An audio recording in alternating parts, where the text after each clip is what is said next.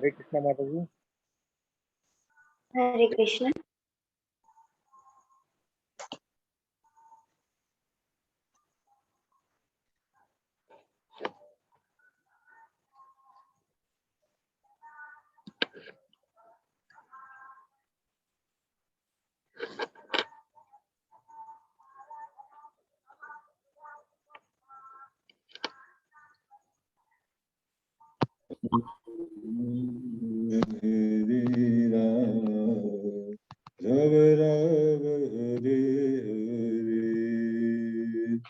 Hare Krishna, Hare Krishna,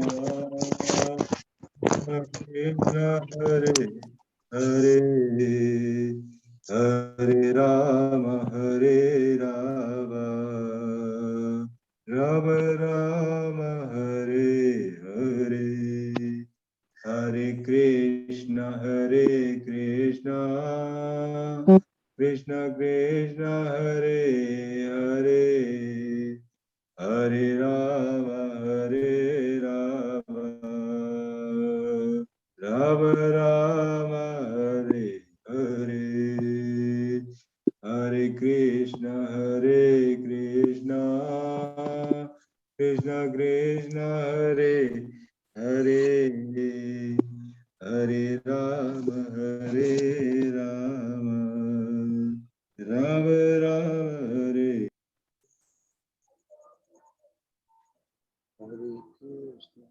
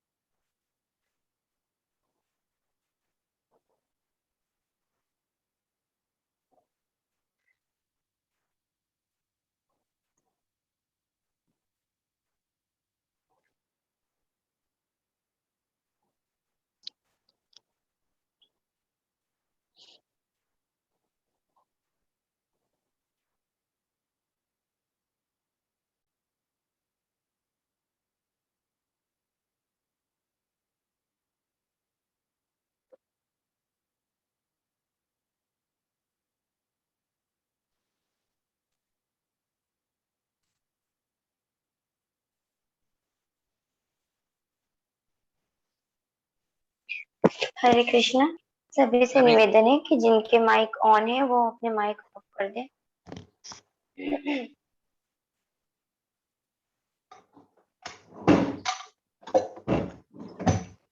हरे कृष्णा संगीता माता जी, मोनिका माता जी अपने माइक को ऑफ कर दें। मुझे को माइक का पता नहीं भाई।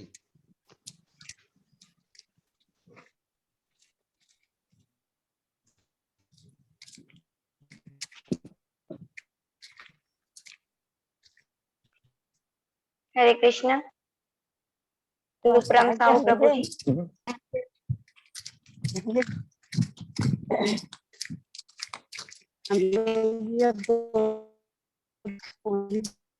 हरे कृष्णा रूपराम प्रभु जी अपने माइक ऑफ कर दें।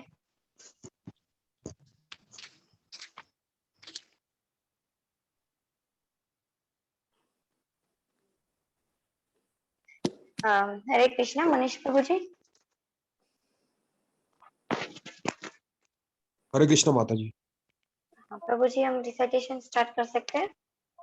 जी माता जी। माता जी भी ज्वाइन हो गए। जी जी माता जी।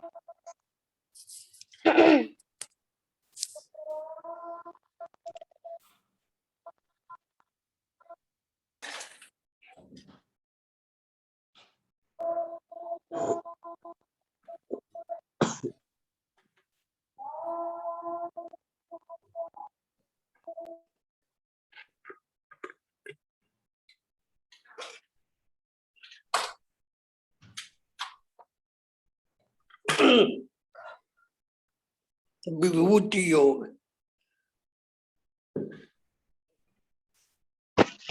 हरे कृष्णा माता जी। हरे कृष्ण हरे कृष्ण। हाँ माता जी क्या मैं स्क्रीन शेयर कर सकती हूँ श्लोका वाली? प्लीज प्लीज कीजिए, प्लीज जी। कीजिए, प्लीज प्लीज कीजिए।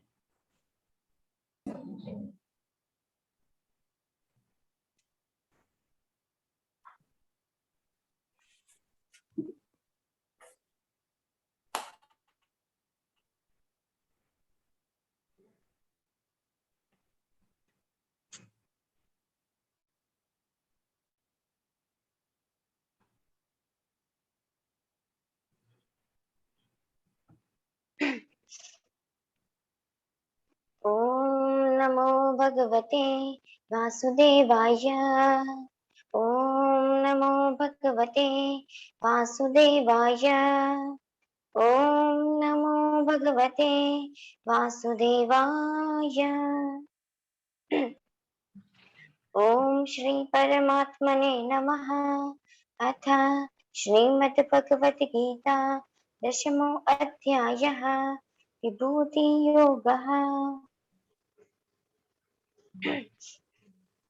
श्री भगवान उवाच भूय एव महाबाहो शृणु मे परमं वचः यत्तेऽहं प्रीयमाणाय वक्ष्यामि हितकाम्यया। श्री भगवान ने कहा, हे महाबाहु अर्जुन और आगे सुनो, क्योंकि तुम मेरे प्रिय सखा हो, अतः मैं तुम्हारे लाभ के लिए ऐसा ज्ञान प्रदान करूंगा जो अभी तक मेरे द्वारा बताए गए ज्ञान से श्रेष्ठ होगा। न मे विदुः सुरगणाः प्रभवं न महर्षयः अहम् आदिर्हि देवानां महर्षिणां च सर्वशः। न तो देवतागण मेरी उत्पत्ति या ऐश्वर्य को जानते हैं और न महर्षिगण ही जानते हैं, क्योंकि मैं सभी प्रकार से देवताओं और महर्षियों का भी कारण स्वरूप हूँ। यो माम अजमनादीं च वेत्ति लोकमहेश्वरम् असम्मूढ़ समर्थेषु सर्वपापैः प्रमुच्यते। जो मुझे अजन्मा अनादि समस्त लोकों के स्वामी के रूप में जानता है, मनुष्यों में केवल वही मोह रहित और समस्त पापों से मुक्त होता है। बुद्धिरज्ञान सम्मोहः क्षमा सत्यम दमः शमः सुखम दुःखम भवो भावो भयं चाभयम् एव च अहिंसा समता तुष्टिस्तपोदानं यशो यशः भवन्ति भावभूतानां मत्त एव पृथग्विधाः। बुद्धि, ज्ञान, संशय तथा मोह से मुक्ति, क्षमा भाव, सत्यता, इंद्रिय निग्रह, मन निग्रह, सुख तथा दुख, जन्म मृत्यु, भय अभय, अहिंसा, समता, तुष्टि, तप, दान, यश तथा अपयश, जीवों के ये विविध गुण मेरे द्वारा ही उत्पन्न है। महर्षयः सप्त पूर्वे चत्वारो मनवस्तथा मद्भावा मानसा जाता येषां लोक इमः प्रजाः। सप्तर्षिगण तथा उनसे भी पूर्व 4 अन्य महर्षि एवं सारे मनु सब मेरे मन से उत्पन्न है और विभिन्न लोकों में निवास करने वाले सारे जीव उनसे अवतरित होते हैं। एतां विभूतिं योगं च मम यो वेत्ति तत्त्वतः सो विकल्पेन योगेन युज्यते नात्र संशयः। जो मेरे इस ऐश्वर्य तथा योग से पूर्णतया आश्वस्त है, वह मेरी अनन्य भक्ति में तत्पर होता है, इसमें तनिक भी संदेह नहीं है। अहम सर्वस्य प्रभुवो मत्तः सर्वं प्रवर्तते इति मत्वा भजन्ते मां बुधा भाव समन्विताः। मैं समस्त आध्यात्मिक तथा भौतिक जगतों का कारण हूँ। प्रत्येक वस्तु मुझ ही से उद्भूत है। जो बुद्धिमान यह भली बातें जानते हैं, वे मेरी प्रेमा भक्ति में लगते हैं तथा हृदय से पूरी तरह मेरी पूजा में तत्पर रहते हैं। मच्चित्ता मद्गता प्राणा बोधयन्तः परस्परं कथयन्तश्च मां नित्यं तुष्यन्ति च रमन्ति च। मेरे शुद्ध भक्तों के विचार मुझ में वास करते हैं। उनके जीवन मेरी सेवा में अर्पित रहते हैं और वे एक दूसरे को ज्ञान प्रदान करते तथा मेरे विषय में बातें करते हुए परम संतोष तथा आनंद का अनुभव करते हैं। तेषां सततयुक्तानां भजतां प्रीतिपूर्वकं ददामि बुद्धियोगं तं येन मामुपयान्ति ते। जो प्रेम पूर्वक मेरी सेवा करने में निरंतर लगे रहते हैं, उन्हें मैं ज्ञान प्रदान करता हूँ जिसके द्वारा वे मुझे तक आ सकते हैं। तेषाम् एवानुकंपार्थम् अहम् अज्ञानजं तमः नाशयाम्यात्मभावस्थो ज्ञानदीपेन भास्वता। मैं उन पर विशेष कृपा करने के हेतु उनके हृदयों में वास करते हुए ज्ञान के प्रकाशमान दीपक के द्वारा अज्ञान जन्य अंधकार को दूर करता हूँ। अर्जुन उवाच परम ब्रह्म परम धामं पवित्रं परमं भवान् पुरुषं शाश्वतं दिव्यम् आदिदेवम् अजं विभुम् आहुस्त्वं ऋषयः सर्वे देवर्षिर्नारदस्तथा आसितो देवलो व्यासः स्वयं चैव प्रविशि मे। अर्जुन ने कहा, आप परम भगवान, परम धाम, परम पवित्र, परम सत्य हैं। आप नित्य आदि पुरुष, अजन्मा तथा महानतम है। नारद, असित, देवल तथा व्यास जैसे ऋषि आपके इस सत्य की पुष्टि करते हैं और अब आप स्वयं भी मुझसे प्रकट कह रहे हैं।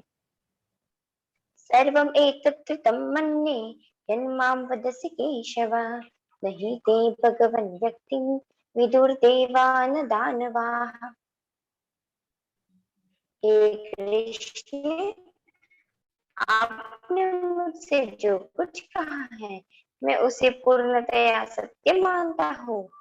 हे प्रभु, दूरकर ही आप इस स्वरूप को समझ सकते हैं।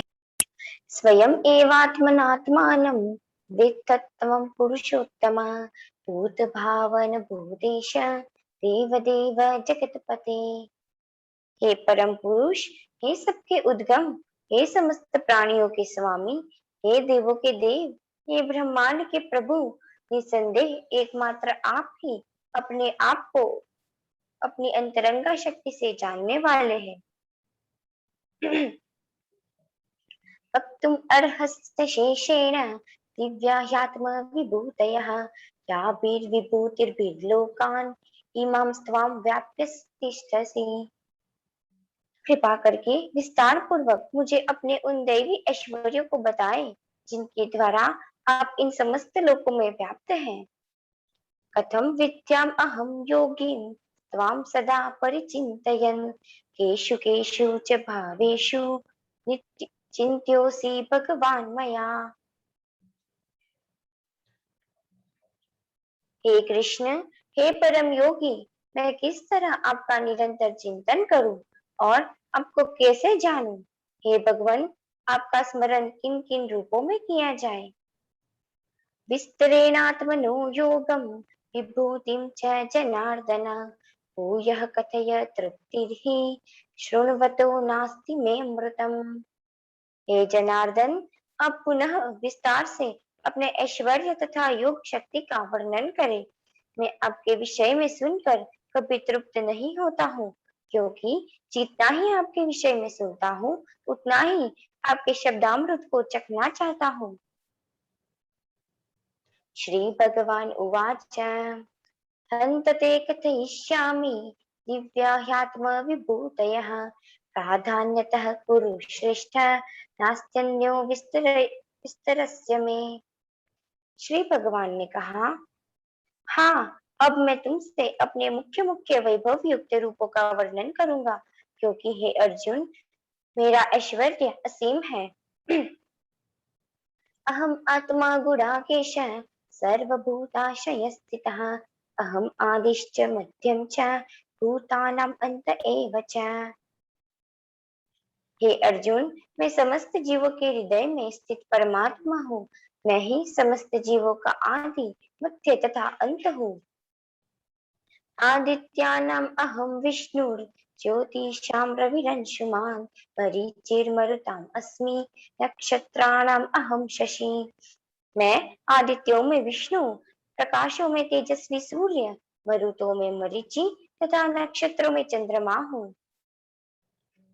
वेदानां सामवेदोऽस्मि देवानाम् अस्मि वासवः, इन्द्रियाणां मनश्चास्मि भूतानाम् अस्मि चेतना। मैं वेदों में सामवेद हूँ, देवों में स्वर्ग का राजा इंद्र हूँ, इंद्रियों में मन हूँ तथा समस्त जीवों में जीवन शक्ति यानी चेतना हूँ। रुद्राणां शंकरश्चास्मि वित्तेषु यक्ष रक्षसां वसूनां पावकश्चास्मि मेरुः शिखरिणाम् अहम्। मैं समस्त रुद्रों में शिव हूँ, यक्षों तथा राक्षसों में संपत्ति का देवता हूँ। मैं वसुओं में अग्नि हूँ और समस्त पर्वतों में मेरु हूँ। पुरोधसां च मुख्यं मां विद्धि पार्थ बृहस्पतिं, सेनानीम् अहं स्कंदः सरसाम् अस्मि सागरः। हे अर्जुन, मुझे समस्त पुरोहितों में मुख्य पुरोहित बृहस्पति जानो। मैं ही समस्त सेना नायकों में कार्तिकेय हूँ और समस्त जलाशयों में समुद्र हूँ। महर्षीणां प्रभुरहं गिराम् अस्मेकमक्षरं, यज्ञानां जपयज्ञोऽस्मि स्थावराणां हिमालयः। मैं महर्षियों में भृगु हूँ, वाणियों में दिव्य ओमकार हूँ, समस्त यज्ञों में पवित्र नाम कीर्तन हूँ तथा समस्त अचलों में हिमालय हूँ। अश्वत्थ सर्ववृक्षाणां देवर्षीणां च नारदः, गंधर्वाणां चित्ररथः सिद्धानां कपिलो मुनिः। मैं समस्त वृक्ष में अश्वत्थ हूँ और देवर्षियों में नारद हूँ। मैं गंधर्वों में चित्ररथ हूँ और सिद्ध पुरुषों में कपिल मुनि हूँ। उच्चैः समश्वानां विद्धि मामृतोद्भवम्, ऐरावतं गजेन्द्राणां नराणां च नराधिपम्। गुणों में मुझे उच्चैश्रवा जानो, जो अमृत के लिए समुद्र मंथन के समय उत्पन्न हुआ था। गजराजों में मैं ऐरावत हूँ तथा मनुष्यों में राजा हूँ। आयुधानाम् अहं वज्रं धेनूनाम् अस्मि कामधुक्, प्रजनश्चास्मि कन्दर्पः सर्पाणाम् अस्मि वासुकिः।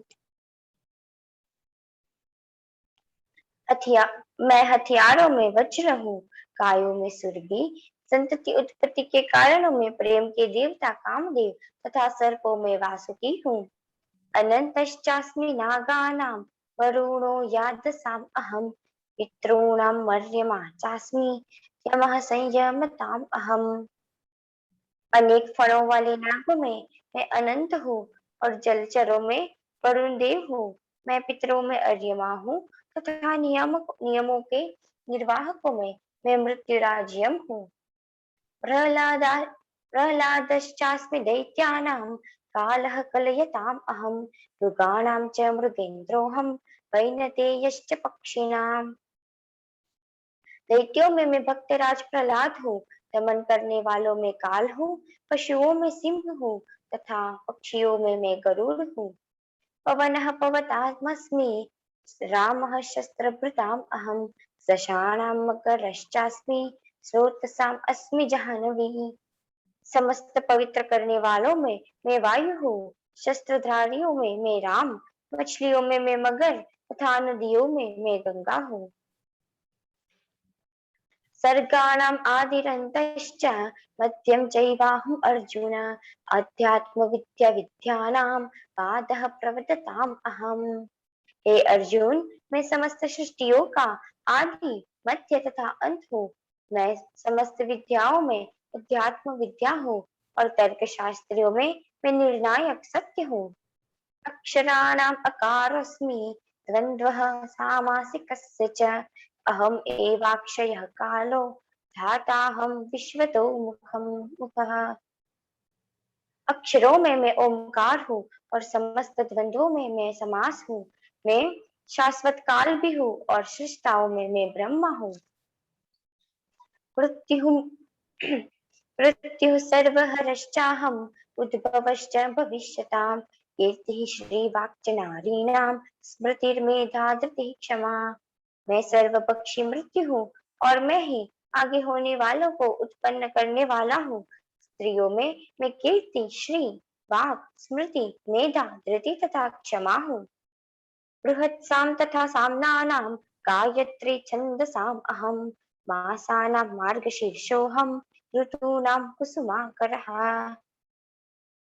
मैं सामवेदों के गीतों में बृहत साम हूँ और छंदों में मैं गायत्री हूँ। समस्त महीनों में मैं मार्गशीर्ष तथा समस्त ऋतुओं में फूल खिलने वाली बसंत ऋतु हूँ। द्यूतं चलयताम् अस्मि तेजस्विनाम् अहं जयोस्मि व्यवसायोस्मि सत्वं सत्ववताम् अहम्। मैं छलियों में जुआ हूँ तथा तेजस्वियों में तेज हूँ। मैं विजय हूँ, साहस हूँ और बलवानों का बल हूँ। कृष्णीनां वासुदेवोऽस्मि पांडवानां धनंजयः मुनीनां अप्यहं व्यासः कवीनां उशना कविः। मैं वृष्णिवंशियों में वासुदेव और पांडवों में अर्जुन हूँ। मैं समस्त मुनियों में व्यास तथा महान विचारकों में उशना हूँ। दंडोदमयताम् अस्मि नीतिरस्मि जिगीषिताम् मौनं चैवास्मि गुह्यानां ज्ञानं ज्ञानवताम् अहम्। अराजकता को दमन करने वालों में समस्त साधनों में मैं दंड हूँ और जो विजय की आकांक्षी हैं उनकी मैं नीति हूँ। रहस्यों में मैं मौन हूँ और बुद्धिमानों में ज्ञान हूँ। यच्चापि सर्वभूतानां बीजं तदहम् अर्जुन न तदस्ति विना यत्स्यान् मया भूतं चराचरम्। यही नहीं हे अर्जुन, मैं समस्त सृष्टि का जनक बीज हूँ। ऐसा चर तथा अचर कोई भी प्राणी नहीं है जो मेरे बिना रह सके। नान्तोऽस्ति मम दिव्यानां विभूतीनां परन्तप एष तदुद्देश्यतः प्रोक्तो विभूतेर्विस्तरो मया। हे परंतप, मेरी दिव्य विभूतियों का अंत नहीं है। मैंने तुमसे जो कुछ कहा वह तो मेरी अनंत विभूतियों का संकेत मात्र है। यद्यद् विभूतिमत्सत्त्वं श्रीमद् ऊर्जितम् एव वा तत्तदेवावगच्छत्वं मम तेजोश संभवम्। तुम जान लो कि सारा ऐश्वर्य सौंदर्य तथा तेजस्वी सृष्टियां मेरे तेज के एक स्फुल्लिंग मात्र से उद्भूत है। अथवा बहुनेतेन किं ज्ञातेन तवार्जुन विष्टम्भ्याहम् इदं कृत्स्नम् एकांशेन स्थितो जगत्। किंतु हे अर्जुन, इस सारे विशद ज्ञान की आवश्यकता क्या है? मैं तो अपने एक अंश मात्र से संपूर्ण ब्रह्मांड में व्याप्त होकर इसको धारण करता हूँ। ओम तत्सत इति श्रीमद्भगवद्गीतासु उपनिषत्सु ब्रह्म विद्यायां योगशास्त्रे श्रीकृष्णार्जुन संवादे विभूति योगो नाम दशमो अध्यायः। श्रीकृष्णार्पणमस्तु। हरे कृष्णा माता जी। हरे कृष्णा माता जी, बहुत बहुत धन्यवाद माता जी। दंडवत प्रणाम। हरे कृष्णा माता जी, हरे कृष्णा। हरे कृष्णा माता जी। हरे कृष्णा प्रभु, हरे कृष्णा। हरे कृष्णा माता जी। हरे कृष्णा माता जी, हरे कृष्णा जी। माता जी कीर्तन करूं मैं? जी प्रभु जी। जी जी माता जी अविनाश प्रभु जी को होस्ट। बना दिया प्रभु जी, बना जी जी माता जी। हरे कृष्णा माता जी। हरे कृष्णा प्रभु, हरे कृष्णा, हरे कृष्णा। जे अनिल प्रेम धन करुणा प्रचुर,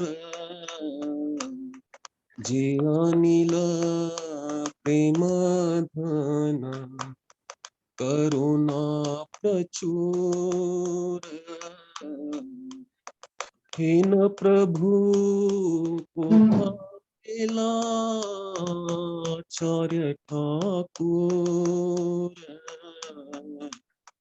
हीन प्रभु पोथा गेला आचार्य ठाकुर,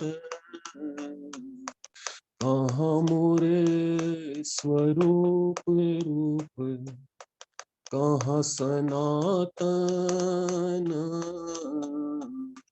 कहाँ मोरे स्वरूप रूप कहाँ सनातन, कहाँ दास रघुनाथ पतित पावन, कहाँ दास रघुनाथ पतित पावन, कहाँ मोरे भटु योग कहाँ कविराज, कहाँ मोरे भटु योग कहाँ कविराज, एक काले कोथा गेला बुरा नटराज, एक काले कोथा गेला बुरा नटराज,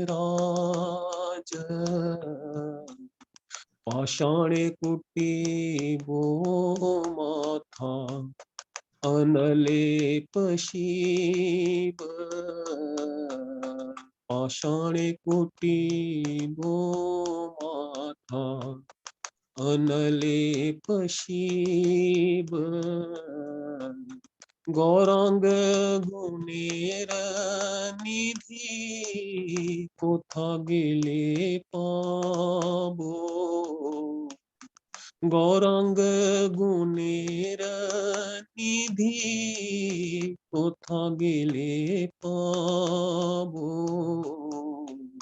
ये सब संगी संगे जी कैला विलास, सब संगीर संगी जे कैला विलास, से संग न पाइया कांदे नरोत्तम दास,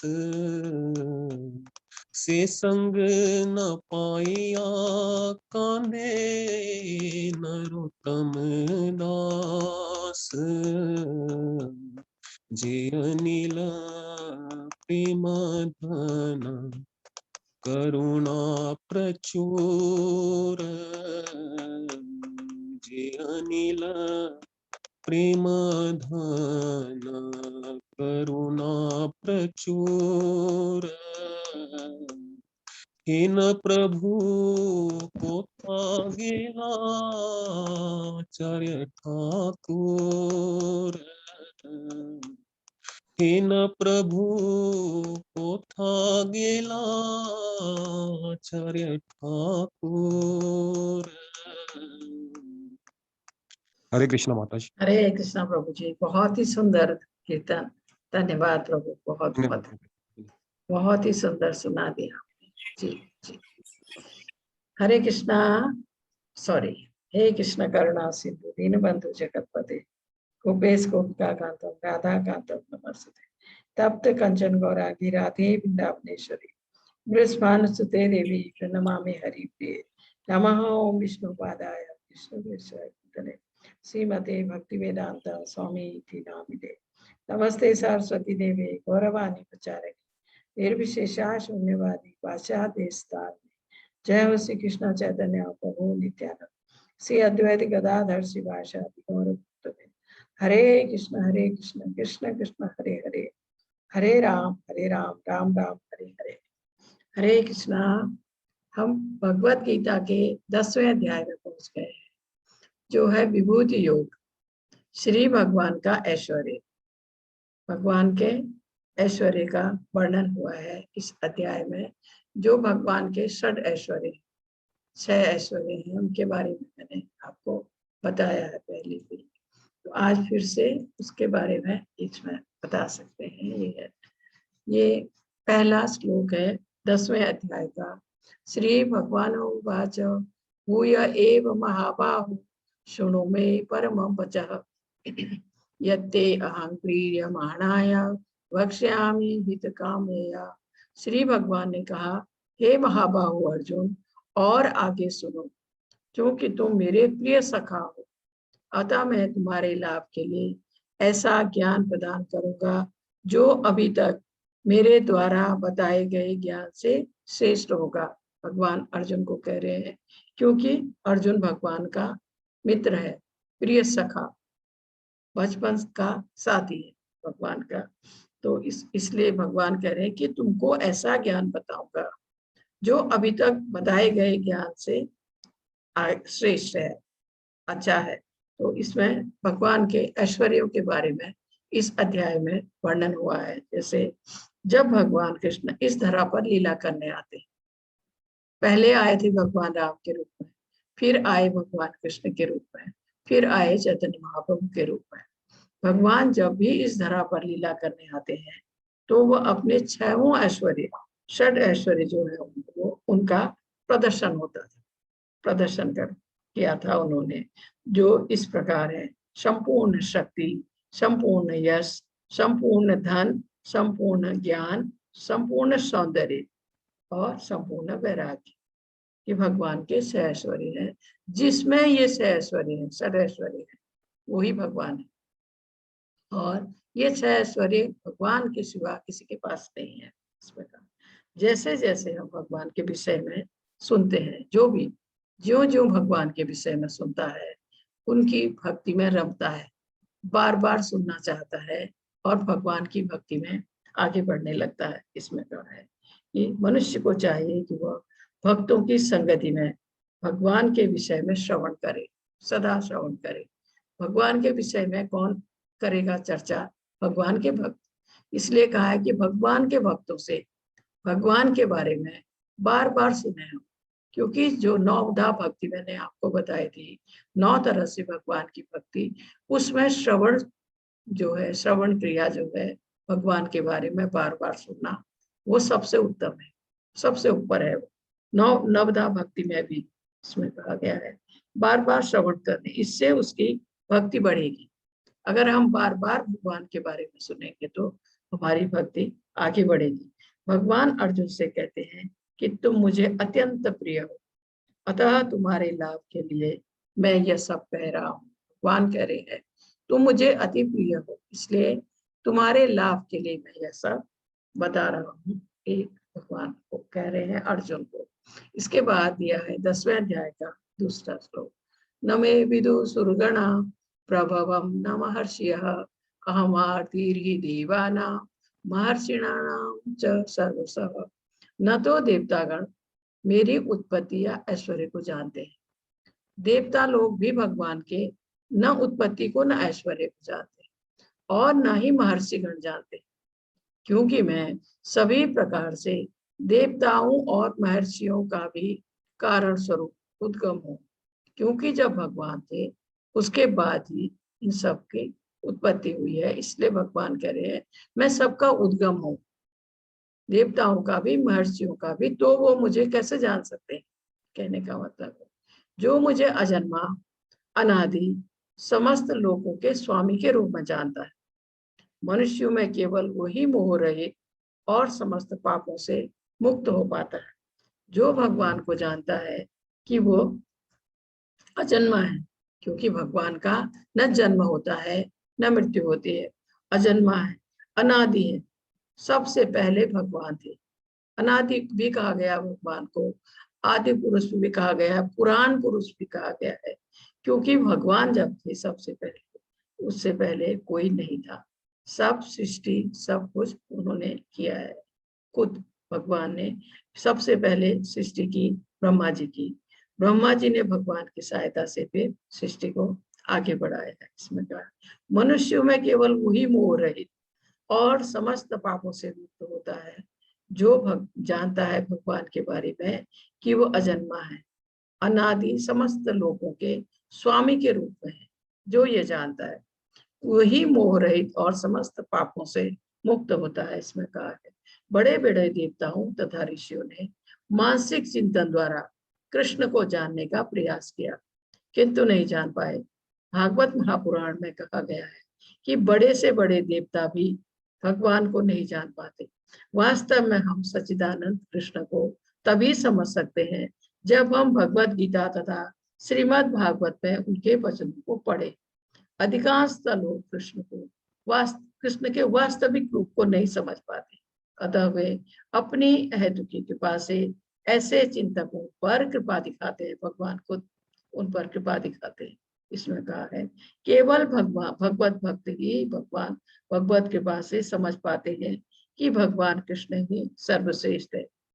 इसमें कहा है भगवत भक्त निर्विशेष ब्रह्म की परवाह नहीं करते, वे अपनी श्रद्धा तथा भक्ति के कारण परमेश्वर की शरण ग्रहण करते हैं और कृष्ण की अहेतु की कृपा से ही उन्हें समझ पाते, अन्य कोई उन्हें नहीं समझ पाता। अतः बड़े से बड़े ऋषि भी स्वीकार करते हैं कि आत्मा या परमात्मा तो वो है जिसकी हम पूजा करते हैं।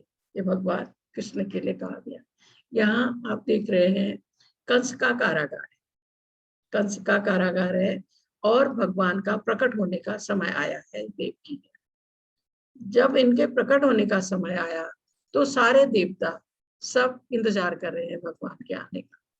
ये नारद जी है, शिव जी है, ब्रह्मा जी है, सारे देवता भगवान के आने का इंतजार कर रहे हैं ताकि वो यहाँ प्रकट हो तो इन सबको उनके दर्शन हो जाए। ये प्रतीक्षा हो रही क्योंकि कंस ने अपनी बहन देवकी को और वासुदेव को कारागार में बंद कर दिया था अपने, और भगवान वही प्रकट हुए।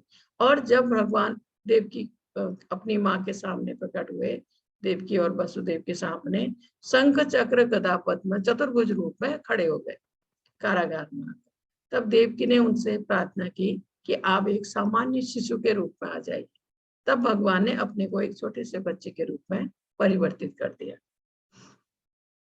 इसके बाद इसका छठा श्लोक दिया है सप्त ऋषिगण तथा उनसे भी पूर्व 4 अन्य महर्षि एवं सारे मानव जाति के पूर्वज सब मेरे मन से उत्पन्न है। भगवान कह रहे हैं यह सब मेरे मन से उत्पन्न है और विभिन्न लोकों में निवास करने वाले सारे जीव उनसे अवतरित होते हैं।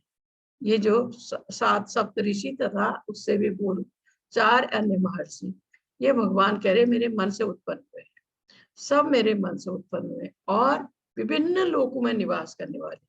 ऐसा नहीं है कि ब्रह्मांड एक ही है, लोक एक ही है, कई है, विभिन्न लोकों में निवास करने वाले सारे जीव फिर उनसे अवतरित होते हैं, ऐसा इसमें कहा गया है। इसमें ये दिया है सनक, सनानंद, सनातन और सनत कुमार। ये 4 कुमार जो है ब्रह्मा जी के पुत्र हैं, 4 कुमार ये। और इसके बाद है सप्त ऋषिगण, इसमें कहा है वशिष्ठ, कश्यप, अत्रि, जमदग्नि, गौतमा, विश्वामित्रा एंड भारद्वाज। ये 7 ऋषि, ये सप्त ऋषि है, ये इसमें दिए गए हैं। ये है इसका छठा श्लोक। इसमें कहा गया है कि भगवान यहाँ पर ब्रह्मांड की प्रजा का अनुवंशिक वर्णन कर रहे हैं। ब्रह्मा से 7 महर्षि तथा उनसे भी पूर्व 4 कुमार, ये ब्रह्मा जी के पुत्र हैं, 4 कुमार एवं सारे मनु प्रकट हुए और असंख्य ब्रह्मांड है और प्रत्येक ब्रह्मांड में असंख्य लोग हैं और प्रत्येक लोक में नाना प्रकार की योनियां निवास करती हैं। सारे प्रकार के मनुष्य, पशु, पक्षी, कीड़े मकोड़े, जितने ब्रह्मांड हैं उतने में ये सब इस ऐसे इसमें समझाया गया। उसके बाद दिया इसका 7वां श्लोक। इसमें कहा है एतांग विभूति योगं च यम मम यो वेति तत्वतः सो अविकल्पेन योगेन युञ्जते नात्र संशयः। जो मेरे इस ऐश्वर्य तथा योग से पूर्णतया आश्वस्त है वह मेरी अनन्य भक्ति में तत्पर होता है, इसमें तनिक भी संदेह नहीं। जो भगवान कह रहे हैं, जो मेरे ऐश्वर्य को जानता है, भगवान को सबसे ऊपर मानता है, तो वो कह रहे हैं कि वो मेरी अनन्य भक्ति में तत्पर होता है, इसमें तनिक भी संदेह नहीं। जब कोई यह जान लेता है कि ईश्वर कैसे महान, तो वह सहज ही शरणागत होकर भगवत भक्ति में लग जाता है, भगवान की भक्ति करने लगता है। भगवान के ऐश्वर्यों को ठीक से समझ लेने पर शरणागत होकर भगवान की भक्ति में लग जाने के अतिरिक्त कोई अन्य विकल्प ही नहीं रह जाता है। ऐसा वास्तविक ज्ञान भगवत गीता तथा श्रीमद् भागवत तथा अन्य ऐसे ही ग्रंथों से प्राप्त किया जा सकता है। इस ब्रह्मांड के संचालन के लिए विभिन्न लोकों में अनेक देवता नियुक्त हैं, जिनमें ब्रह्मा, शिव, 4 कुमार तथा अन्य प्रजापति प्रमुख हैं। जैसे इस ब्रह्मांड के लिए भगवान ने देवताओं की नियुक्ति की है कि कौन क्या संभालेगा, इसी प्रकार जो असंख्य ब्रह्मांड है उन सब में भी ऐसे ही देवताओं की नियुक्ति की गई है। तो यहाँ ये मैं आपको दिखाती हूँ, ये है द्वारिका। 5000 साल पहले जब भगवान द्वारिका में थे, ये तब की बात है। और आप ये महल देख रहे हैं ना, और दूर आपको ऐसे ही महल का ये ध्वज दिख रहा है। ऐसे ही भगवान ने द्वारिका में 16,108 महल बनाए, भव्य 16,108, क्योंकि वो हमारा घर नहीं, वो भगवान के महल।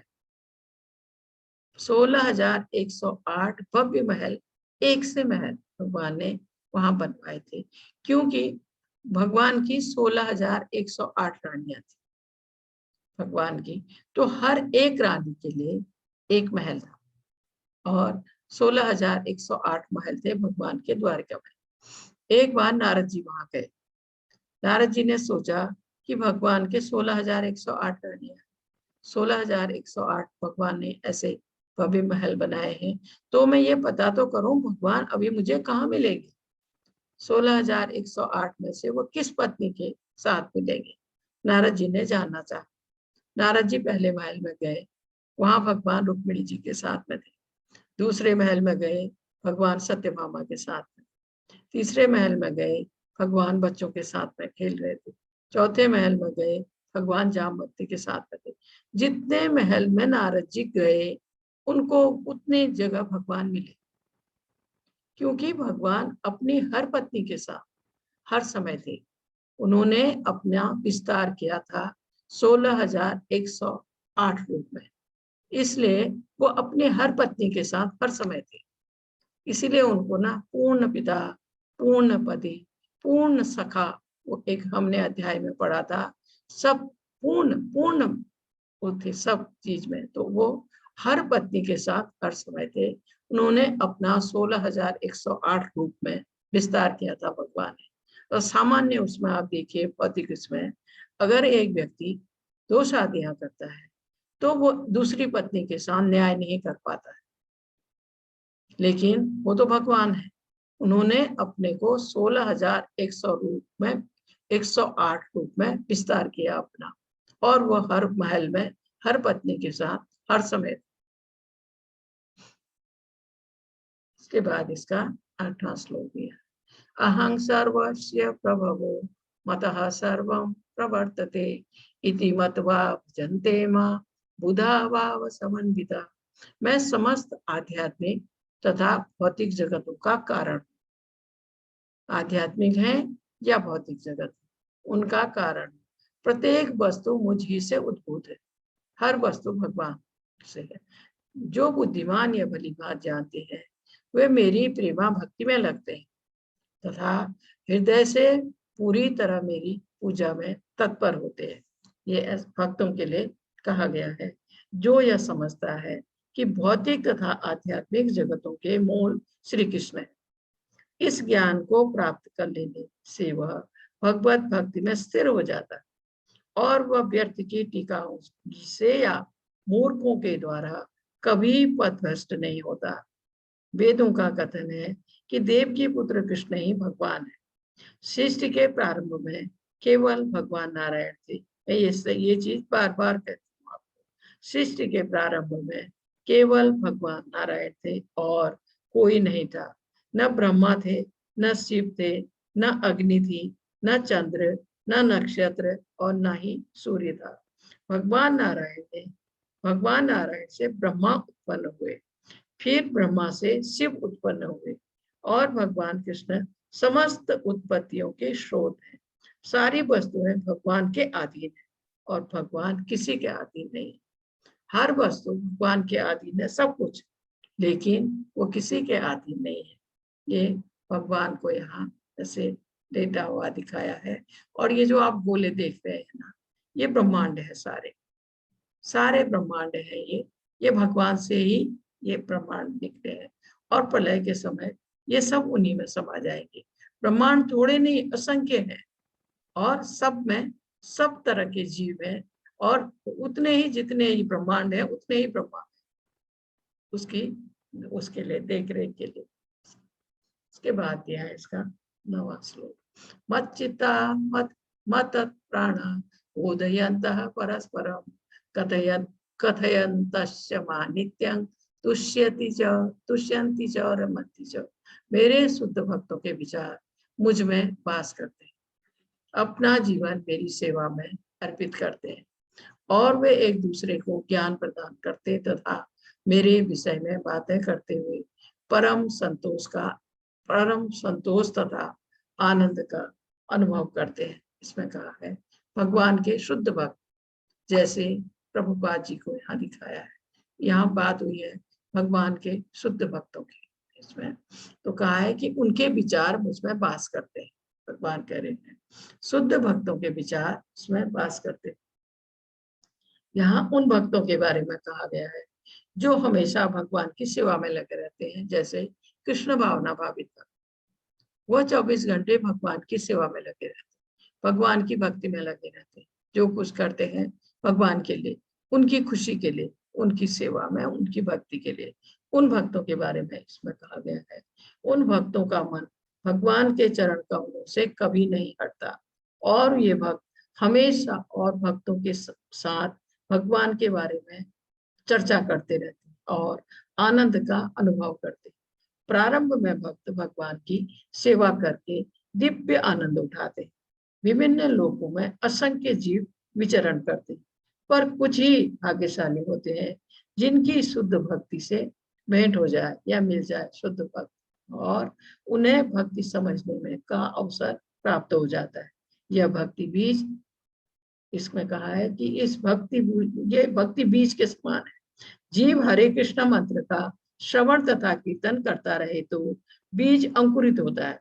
भक्ति बीज जो हमारे मन में, वो धीरे धीरे बढ़ने लगता है, अंकुरित होता है और व्यक्ति कृष्ण भक्ति में आगे बढ़ता जाता है। जैसे भक्तों का साथ मिले हमें तो हमारे मन में भक्ति बीज मतलब भक्ति करने की इच्छा जागती है हमारी, भक्ति बीज की तरह, और धीरे धीरे फिर वो बीज बढ़ता जाता है। इसी तरह हमारी भक्ति या हमारी भगवान के प्रति निष्ठा बढ़ती जाती है और हम पूरी तरह भगवत भक्ति में आगे बढ़ते हैं। हाँ, ये इसके बाद यहाँ इसका 10वां श्लोक। तेषां सतत युक्तानां भजतां प्रीतिपूर्वकं ददामि बुद्धि योगं तं ये न माम उपायान्ति ते, जो प्रेम पूर्वक मेरी सेवा करने में निरंतर लगे रहते। भगवान कह रहे हैं प्रेम पूर्वक उन्हें मैं ज्ञान प्रदान करता हूँ। भगवान उनको ज्ञान प्रदान करते हैं जिसके द्वारा वे मुझ तक आ सकते, क्योंकि जो भगवान के अनन्य भक्त हैं, श्रद्धा से, प्रेम से, निष्ठा से उनकी भक्ति कर रहे हैं, तो भगवान उनको ऐसा ज्ञान प्रदान करते हैं कि वो भगवान तक पहुंचने का मतलब है वो भगवत धाम जा सके। ऐसा ज्ञान उन्हें प्रदान करते हैं भगवान। ऐसा भगवान खुद कह रहे हैं। इसमें दिया है कि इस श्लोक में भगवान अर्जुन को बुद्धि योग की शिक्षा दे रहे हैं। बुद्धि योग या कृष्ण भावनामृत में रहकर कार्य करने को कहते हैं। कृष्ण भावनामृत में रहकर कार्य करने को बुद्धि योग भी कहते हैं। इसमें कहा गया है यही उत्तम बुद्धि है। बुद्धि का अर्थ है बुद्धि और योग का अर्थ है योगिक उन्नति। बुद्धि योग वो विधि है जिसमें मनुष्य भव बंधन से छूटना चाहता है। उन्नति करने का चरम लक्ष्य है कृष्ण प्राप्ति। बुद्धि योग जब व्यक्ति कृष्ण भावना भावित होगा, भगवान की पूरी तरह सेवा में, भगवान की भक्ति में, भगवान के कुछ करने के लिए हर कार्य करेगा, तो वो धीरे धीरे भक्ति के मार्ग में आगे बढ़ता जाएगा। जब वो भक्ति के मार्ग में आगे बढ़ेगा तो भगवान कह रहे हैं मैं उसे ऐसा ज्ञान प्रदान करता हूँ ताकि वो पूरी तरह भगवत भक्त बन जाए, समर्पित हो जाए भगवान के चरणों में। क्योंकि जो अनन्य भक्त होगा भगवान का, परम भक्त बन जाएगा जो, वही भगवत धाम जा सकता है। सब नहीं, वही भगवत धाम जा सकता है जो पूरी तरह समर्पित हो जाए भगवान के चरणों में। वो धीरे धीरे, इसमें यहाँ ये भी बताया कि भक्तों की संगति से हमारे मन में भक्ति का बीज उत्पन्न होता है, धीरे धीरे बढ़ता है। तो यही भक्तों की संगति अगर हमें मिल जाए और धीरे धीरे हम भक्ति के मार्ग में आगे बढ़े, तो जिस भौतिक बंधन में हम हैं, इस भौतिक जगत के जिस बंधन में हम हैं, हम उससे निकल के भगवत धाम तक पहुंच सकते हैं अगर हम पूरी तरह समर्पित होकर भगवान के चरणों में भगवान की भक्ति करते हैं। तो यहाँ प्रहलाद को, ये ध्रुव को दिखाया गया है। छोटे से 5 साल के बच्चे ने भगवान की 6 महीना तपस्या की थी, तब भगवान ने उनको दर्शन दिया था। इसके बाद इसका 11वां श्लोक दिया है। इसमें तेषामेवानुकंपार्थम् अहम ज्ञान जनम तमः नाश्यामयात्मा भावस्तो ज्ञान दीपेन भास्वतः। मैं उन पर विशेष कृपा करने के हेतु उनके हृदयों में वास करते हुए ज्ञान के प्रकाशमान दीपक के द्वारा अज्ञान जन अंधकार को दूर करता हूँ। भगवान कह रहे हैं ऐसे भक्तों के हृदय में वास करते हुए, क्योंकि भगवान तो हमारे हृदय में है ही, परमात्मा रूप में प्रत्येक प्राणी के हृदय में। लेकिन जो भक्ति के मार्ग में आगे बढ़ता है, भगवान तो हर एक हृदय में, लेकिन जो भगवान की भक्ति के मार्ग में आगे बढ़ता है, भगवान कह रहे हैं मैं उसके अज्ञान को दूर करता हूँ और प्रकाशमान दीपक के द्वारा उसके अज्ञान के अंधकार को दूर करके उसको ज्ञान का दीपक जला देता हूँ। ताकि कहने का मतलब है जो अंधकार है हमारे मन में, जो राग द्वेष ये सारा जो अंधकार भरा है, उसको भगवान दूर करके वो उस व्यक्ति को ऐसा ज्ञान प्रदान करते हैं ताकि वो भगवान को समर्पित होकर भगवत धाम पहुंच सके, भगवत धाम जा सके। यहाँ ये परीक्षित महाराज के बारे में फिर से दिखाया है, क्योंकि ये पहले मैं आपको ये स्टोरी बता चुकी हूँ परीक्षित महाराज की। और उसके बाद यहाँ दिखाया है देवभूति और भगवान कपिल। देवभूति इनकी माँ है, भगवान कपिल की माँ है। देवभूति का विवाह कर्दम मुनि से हुआ। कर्दम मुनि बहुत ही महान मुनि थे, कई सिद्धियां प्राप्त थी उनको। तो इनका जब विवाह हुआ इसका देवभूति का कर्दम मुनि से, ये महल से एक छोटे से आश्रम में आ गए। देवभूति महल से आश्रम में आ गई और चुपचाप कर्दम मुनि की सेवा करती रही। तो जब बहुत समय बीत गया, तब इसने एक दिन अपने पति से कहा कि मुझे संतान चाहिए। कर्दम मुनि को कहा मुझे संतान चाहिए। कर्दम मुनि ने क्या किया, हवा में एक बहुत ही बड़ा महल खड़ा कर दिया हवा में, क्योंकि उनको इतनी सिद्धि प्राप्त थी, कुछ भी कर सकते थे। ये बहुत बड़ा हवा में एक महल खड़ा कर दिया, जो कि 5-6 प्लेन को जोड़ के पड़ेगा, बहुत बड़ा। और इसके लिए 1000 दासियां खड़ी कर देवभूति के लिए। फिर वो सारे ब्रह्मांडों में घूमे, देवभूति को उस महल में लेकर घूमे। उसके बाद उनकी 9 पुत्रियां हुई और 9 पुत्रियों का विवाह हो गया। जब कर्दम मुनि ने कहा अब मैं जंगल जा रहा हूँ तपस्या करने के लिए, देवभूति को कहा, देवभूति ने, हमारे शास्त्र के अनुसार स्त्री को शारीरिक रूप से कमजोर माना गया है। ऐसा कहा गया है कि उनको हमेशा सहारे की सहायता की या सहारे की आवश्यकता है, जैसे बचपन में पिता का, फिर पति का, और बुढ़ापे में बेटे का। तो देवभूति ने कहा कि बेटियां तो अपने घर चली गई हैं, आप जंगल चले जाएंगे तो मैं अकेले कैसे रहूं, मुझे एक पुत्र दे दो, उसके बाद आप चले जाओ। तब इनके घर भगवान आए, भगवान कपिल के रूप में। भगवान कपिल कहा जाता है इनको। जो सांख्य योग की बात है वो इन्होंने ही शुरू किया था। तो इससे पहले देवभूति भक्त नहीं थी, जबकि उसके पति इतने बड़े महान योगी थे, तो भक्त नहीं थे देवभूति। लेकिन जब भगवान कपिल उसके घर आए, उनसे सुन के ये परम भक्त बन गई भगवान की देवभूति, और इसने अपने पुत्र से दीक्षा ली। देवभूति ने भगवान कपिल से दीक्षा ली। इसके बाद इसका 12वां 13वां श्लोक इसमें दिया है। अर्जुनोवाच परम ब्रह्म परम धामम पवित्रम परमं भवान पुरुषम शाश्वतम दिव्यम आदिदेवम जम विभु आहु सत्वा मयशः सर्वे देवर्षि नारदस्तथा असितो देवलो व्यास स्वयं जैव ब्रवीषि में। अर्जुन ने कहा, आप परम भगवान, परम धाम, परम पवित्र, परम सत्य हैं। अब अर्जुन जान चुका है, कह रहा है आप परम धाम, परम भगवान। अब अर्जुन को आभास हो रहा है कि जिन्हें वो अपना दोस्त मानता है, जिनके साथ वो मित्रवत व्यवहार करता है, वो असल में भगवान है। यहाँ अर्जुन अब मान रहा है कि वो मनुष्य नहीं, भगवान है। अर्जुन कह रहा है आप परम भगवान, परम धाम, परम पवित्र, परम सत्य है। आप नित्य, दिव्य, आदि पुरुष, अजन्मा तथा महानतम है। नारद, असित, देवल तथा व्यास जैसे ऋषि आपके इस सत्य की पुष्टि करते हैं, और आप स्वयं भी मुझसे कह रहे हैं। यहाँ पर अर्जुन को अब आभास हो रहा है कि वो असल में जिनके साथ मित्रवत व्यवहार करता आया है बचपन से, वो असल में भगवान है, साक्षात भगवान है। ये अर्जुन को यहाँ 10वें अध्याय में आकर अब अर्जुन को समझ आ रहा है। इसमें कहा है जब अर्जुन की सब शंकाएं दूर हो गई, उसने कृष्ण को भगवान स्वीकार कर लिया। उसने तुरंत उद्घोष किया कि आप पर ब्रह्म हैं।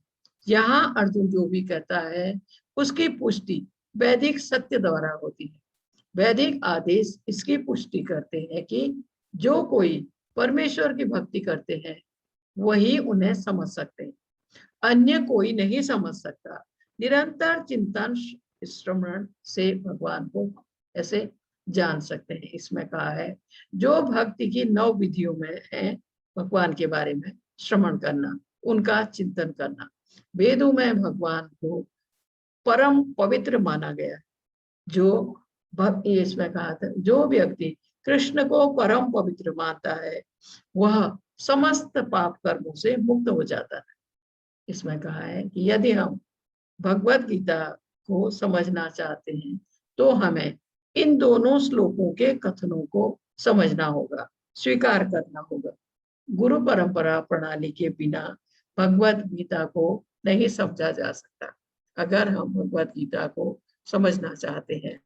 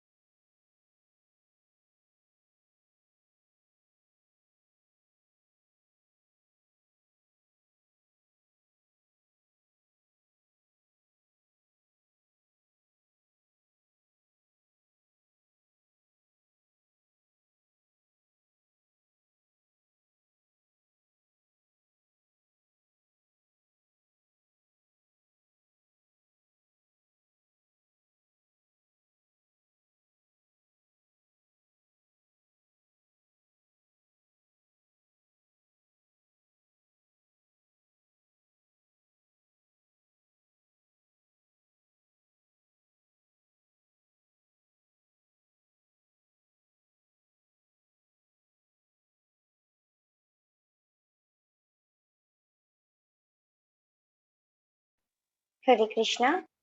सभी से निवेदन है कि कृपया जुड़े रहे। कुछ नेटवर्क इश्यूज की वजह से माता जी लेफ्ट हो गए, वो अभी ज्वाइन करेंगे। हरे कृष्णा।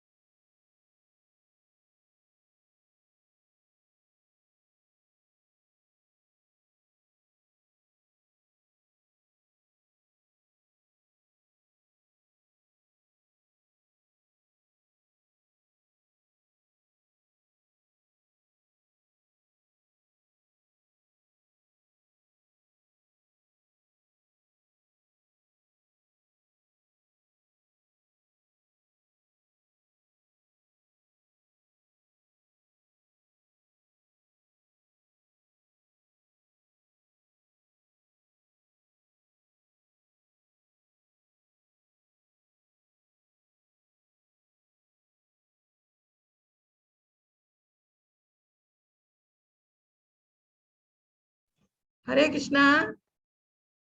हरे कृष्णा माता जी। हरे कृष्णा माता जी, सॉरी लाइट जाने से थोड़ा नहीं नहीं, कोई बात नहीं माता जी। हो जाता है। कोई बात नहीं, कोई बात नहीं। सॉरी माता जी, मुझे अच्छा नहीं नहीं नहीं लगता। माता जी, कोई बात कभी नहीं। कभी कभी ऐसे आ जाता है। ठीक हाँ, कोई बात नहीं। ठीक है। हरे कृष्णा। हरे हम कृष्णा। 12 और 13वां श्लोक कर रहे थे ये भगवत गीता का। इसमें यही समझाया गया है कि भगवान को परम पवित्र जो मानता है, वो उस व्यक्ति के वो परम पवित्र मानता है, वह समस्त पाप कर्मों से मुक्त हो जाता है। यद्यपि हम भगवत गीता को समझना चाहते हैं तो इन दोनों श्लोकों को, इनके कथनों को समझना चाहिए, स्वीकार करना होगा। गुरु परंपरा प्रणाली के बिना भगवत गीता को नहीं समझा जा सकता। गुरु की सहायता से, ऐसा इसमें कहा गया है कि गुरु की सहायता से हम इसको अच्छी तरह से समझ सकते हैं, ऐसा कहा। इसके बाद दिया है इसका 4वां श्लोक। इसमें सर्व में तहं मन्ये यन्मः वदसि केशवः नहि ते भगवान व्यक्तिम विदुर्देवान दानवः। हे कृष्ण, आपने मुझसे जो कुछ कहा उसे मैं पूर्णतया सत्य मानता हूँ। हे ब्रह्म, न तो हे प्रभु, न तो देवतागण न असुरगण ही आपके स्वरूप को समझ सकते हैं। इसमें फिर कहा है, हे परमेश्वर परम पुरुष, हे सबके उद्गम, हे समस्त प्राणियों के स्वामी, हे देवों के देव, हे ब्रह्मांड के प्रभु, निसंदेह एकमात्र आप ही अपने को अपनी अंतरंगा शक्ति से जानने वाले हैं। इसमें कहा है कि श्रद्धा विहीन जो लोग हैं तथा आसुरी प्रवृत्ति के जो लोग हैं भगवान को नहीं समझ सकते। जब देवतागण तक कृष्ण को नहीं समझ पाते तो आधुनिक जगत के तथा कथित विद्वानों का क्या कहना है। हमें अर्जुन के पथ का अनुसरण करना चाहिए, क्योंकि अर्जुन को भगवत गीता का प्रमाण प्राप्त था। उसने कृष्ण की सारी बातें जान ली थी। हम अर्जुन का अनुसरण करके ही भगवत गीता का सार समझ सकेंगे। और भगवान को भली भांति जान सकेंगे। भगवत गीता का ज्ञान परंपरा विधि से प्राप्त करना चाहिए। परंपरा विधि के लुप्त हो जाने पर उसके सूत्रपात के लिए अर्जुन को चुना गया, क्योंकि वे अर्जुन को अपना परम प्रिय सखा तथा भक्त समझते हैं। क्योंकि भगवत गीता तो 20 लाख साल पहले भी इस पृथ्वी पर आई थी, लेकिन परंपरा टूट गई तो लगा भगवत गीता लुप्त हो गई है।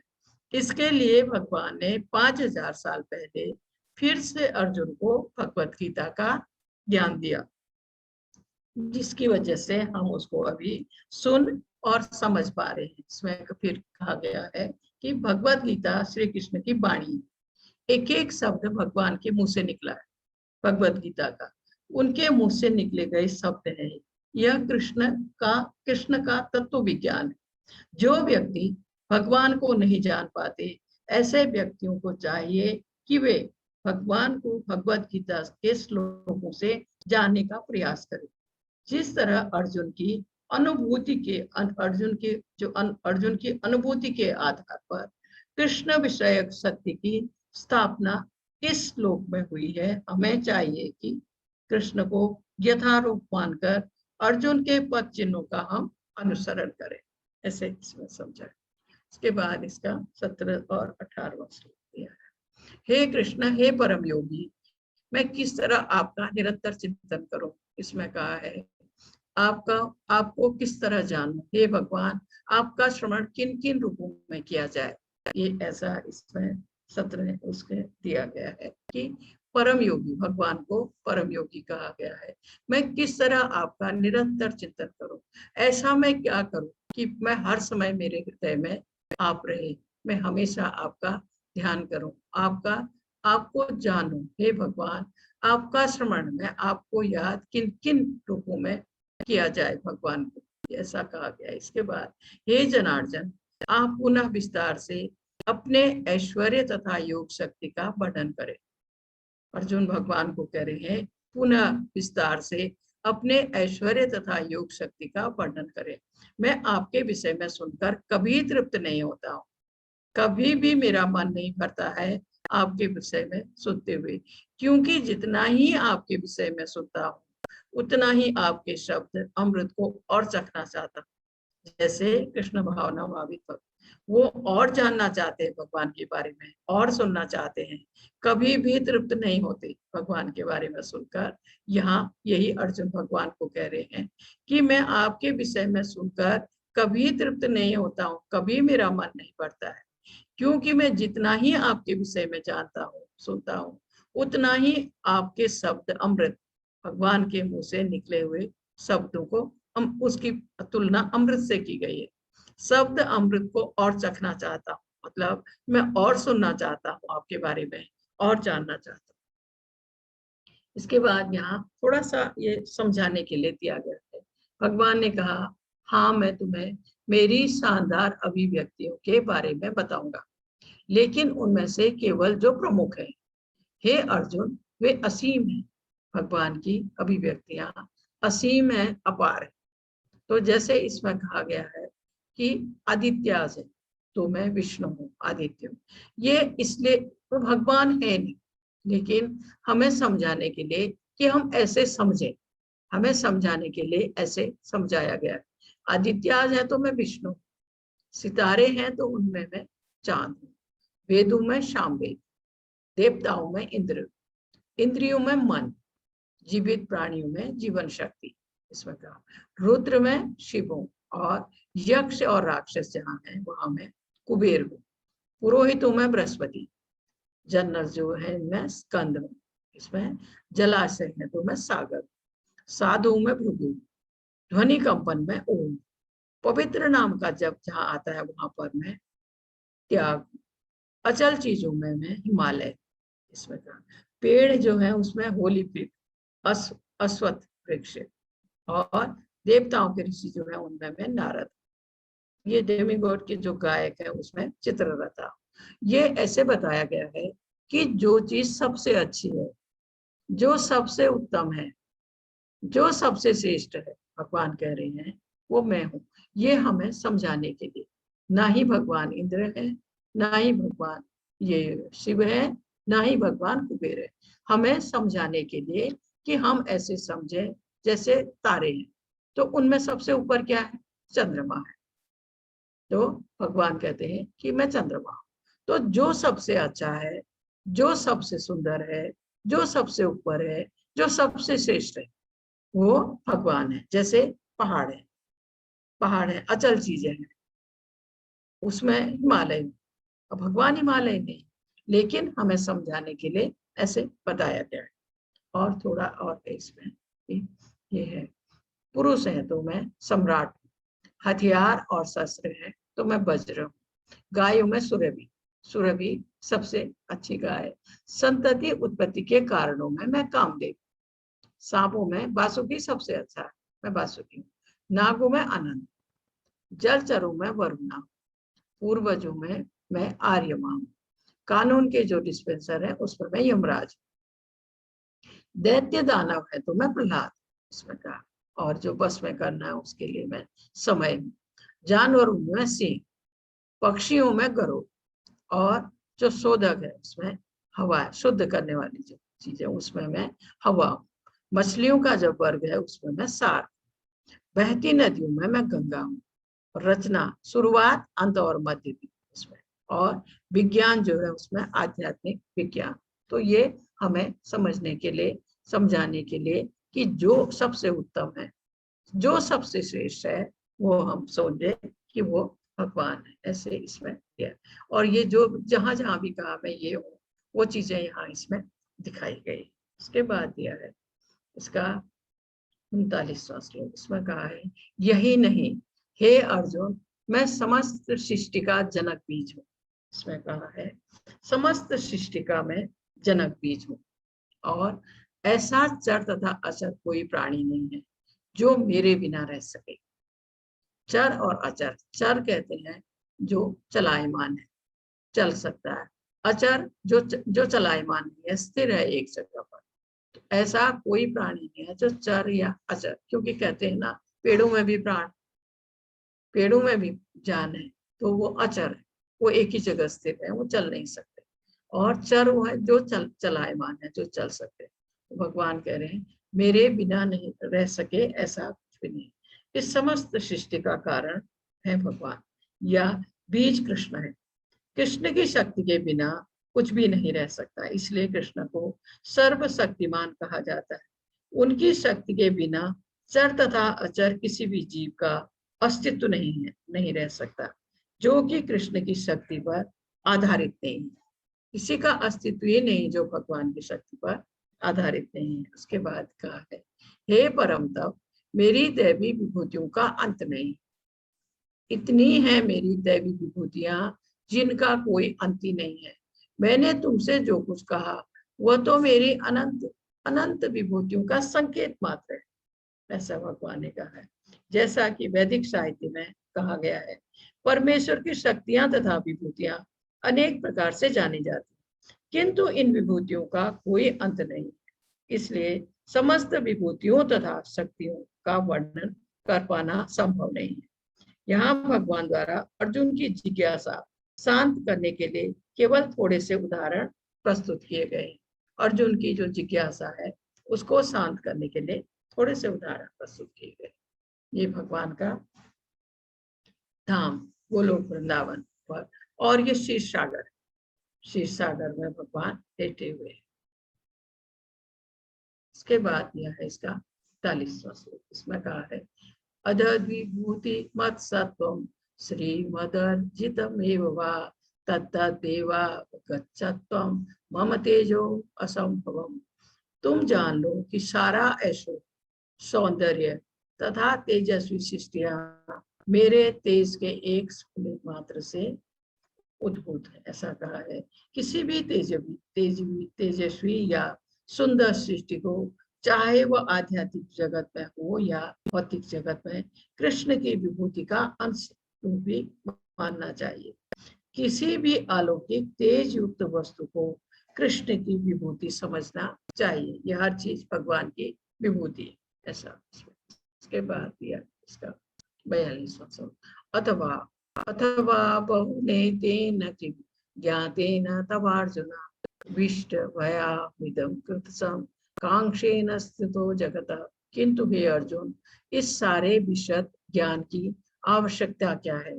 मैं तो अपने एक अंश मात्र से संपूर्ण ब्रह्मांड में व्याप्त होकर उसको धारण करता हूँ। भगवान कह रहे हैं, लेकिन इस विशद ज्ञान की आवश्यकता ही क्या है?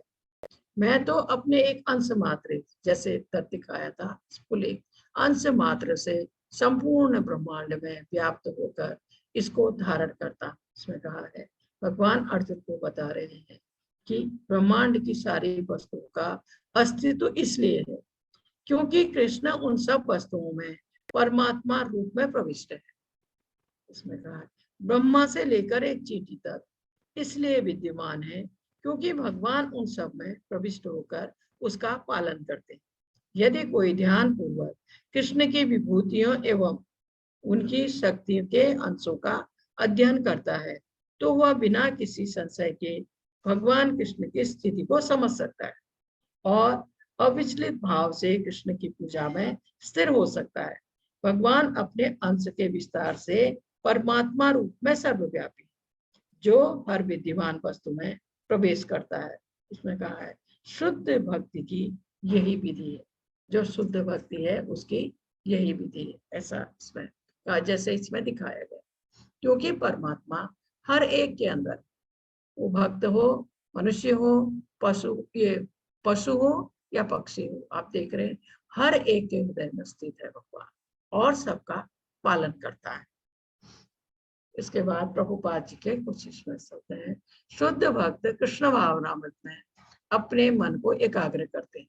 जो शुद्ध भक्त है, जो समर्पित है भगवान वे नित्य दिव्य पद में स्थिर रहते हैं। इस अध्याय के श्लोक 8 से 11 तक कृष्ण की भक्ति तथा पूजा का स्पष्ट संकेत है। शुद्ध भक्ति की यही विधि है। इस अध्याय में इसकी भली भांति व्याख्या की गई है कि मनुष्य भगवान के शुद्ध भक्तों की संगति में किस प्रकार चरम भक्ति सिद्धि प्राप्त कर सकता है। भगवान कृष्ण के तेज से शक्तिशाली सूर्य को भी अपनी शक्ति मिलती है। कृष्ण के आंशिक विस्तार से पूरी दुनिया कायम है, इसलिए भगवान कृष्ण पूजनीय है। हरे कृष्णा माता जी, हरे कृष्ण, हरे कृष्णा माता जी, हरे कृष्ण, हरे कृष्णा। जी जी जी जी माता जी जी, जी माता जी, क्वेश्चन आंसर ले क्या? ले लीजिए, प्लीज ले लीजिए माता जी जी। हरे कृष्णा। सॉरी माता जी, वो 2-3 मिनट बीच में नहीं माता जी, कोई बात नहीं, होता रहता है। लाइट चली गई तो नहीं कोई बात। हरे कृष्णा। आकांक्षा माता जी, अपने आप को अनम्यूट कर सकते हैं। हरे कृष्ण माता जी। हरे कृष्णा माता जी, बोलिए। जी माता जी, इसमें लिखा हुआ था कि छंद गायत्री जो है वो भी भगवान ही है। भगवान माता कृष्ण जी जी, वो सब हमको समझाने के लिए तो कि जो सबसे ऊपर है, सबसे उत्तम है, क्योंकि गायत्री मंत्र को भी उत्तम माना गया है। जैसे इस्कॉन के जो भक्त है ना, वो भी गायत्री मंत्र करते हैं माता जी। संध्या करना कहते हैं ना उसको, गायत्री मंत्र को। जब ब्राह्मण, उसमें पहले आपने देखा होगा, जब यज्ञोपवीत होता था ना बच्चे का, यज्ञोपवीत संस्कार, तो उसको ये मंत्र दिया जाता है कि वो 2 बार इस मंत्र को जपे। तो ये कृष्ण भावना भावित भक्त है माता जी इस्कॉन में, वो भी गायत्री मंत्र को जपते हैं 2 बार। जी माता जी। जी माता जी, लेकिन शांति कुंज भी अलग से गायत्री, मतलब गायत्री माता का भी वहां पे होता है अलग से। तो इस्कॉन और गायत्री मतलब शांति कुंज, ये दोनों अलग संस्था माने या फिर माता जी, वो इसका ये संस्था से उससे इसका कोई लेना देना नहीं। ये मंत्र जब ब्राह्मण दीक्षा होती है, जब जनेऊ पहना जाता है या यज्ञोपवीत जब होता है, तब 2 बार इस मंत्र को जपने के लिए कहा जाता है। ये एक मंत्र है, गायत्री मंत्र है एक, जिसको 2 बार जपने के लिए जब ब्राह्मण दीक्षा होती है, तो तब ये जब जनेऊ पहना जाता है तब ये मंत्र दिया जाता है कि 2 बार सुबह और शाम आप इसको जपो। जी माता जी, जी माता। हरे मतलब हरे कृष्ण ही महामंत्र सबसे सर्वश्रेष्ठ है माता जी। जी माता जी, वो क्योंकि चैतन्य महाप्रभु ने दिया है। गायत्री मंत्र भी हमारे वेदों से आया है, महामंत्र भी हमारे वेदों से आया माता जी, लेकिन चैतन्य महाप्रभु ने कलयुग में और चीजें करना मुश्किल है, इसलिए हमें कि हम आसानी से इस भौतिक बंधन से निकले, इसलिए ये महामंत्र हमें दिया। जी माता जी, जी हरे कृष्ण माता जी, हरे कृष्णा धन्यवाद। माता जी, हरे कृष्ण, हरे माता जी एक हैंड रेज हुआ था पर अभी है नहीं वो। जी। जी माता जी, हरे क्योंकि कृष्ण। जी इसमें कुछ कुछ खास पूछने को है नहीं माता जी, जी भगवत भक्ति जी के लिए ही है ना सब। जी जी तो माता जो जी। ये जो भगवत गीता सुन रहे हैं वो भगवत भक्ति के उसके समझ चुके हैं अभी तक। जी जी माता जी, हरे कृष्ण। शिखा माता जी अपने आप को अनम्यूट कर सकते हैं। हरे कृष्ण माता जी। हरे कृष्णा माता जी, बोलिए बोलिए। मेरा प्रश्न ये है कि क्या जैसे कि जो एकादशी का उपवास होता है, जी तो जैसे हम जब मासिक धर्म में रहते हैं तो क्या उस दौरान मतलब शुरू कर सकते हैं एकादशी का उपवास? माता जी, पहली बार शुरू तो उससे पहले आगे कीजिए तो ज्यादा अच्छा है, लेकिन जब आप उसमें रहते हैं तो व्रत कीजिए, व्रत तब भी नहीं, कीजिए, लेकिन शुरुआत उसके आगे पीछे कीजिए, अच्छा रहेगा। वैसे कभी अच्छा भी मतलब करें, कोई बात। रजो निवृत्ति से पहले कर सकते हैं, है ना? कभी भी कर सकते हैं माता कभी। जी, इसके लिए कोई समय वो नहीं है, आप कभी भी कर सकते हैं। 8 साल से लेकर आखिरी अच्छा, जब तक हमारे शरीर में शक्ति है तब तक आप कर सकते हैं। ये नहीं है कि हम उसके लिए 50-55 साल का इंतजार करें, वो अच्छा, नहीं है माता जी। 8 साल के बाद इसको शुरू कर सकते हैं। जी माता जी, जी जी ठीक है, धन्यवाद। हरे कृष्ण। हरे कृष्णा माता जी, हरे कृष्णा। हरे कृष्ण। रेडमी माता जी अपने आप को अनम्यूट कर सकते हैं। हरे कृष्ण माता जी।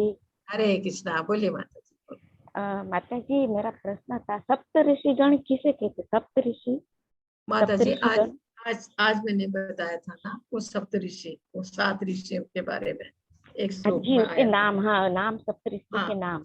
हाँ, वो मैंने आपको बताए थे, तो आपको दोबारा से मैं, हाँ मैं 4 का सुन सकती हूँ और नहीं एक।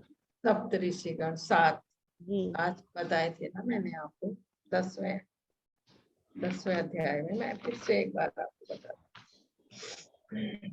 ना याद, अब मेरे को मैं भूलने लगी हूँ माता जी, थोड़ा थोड़ा।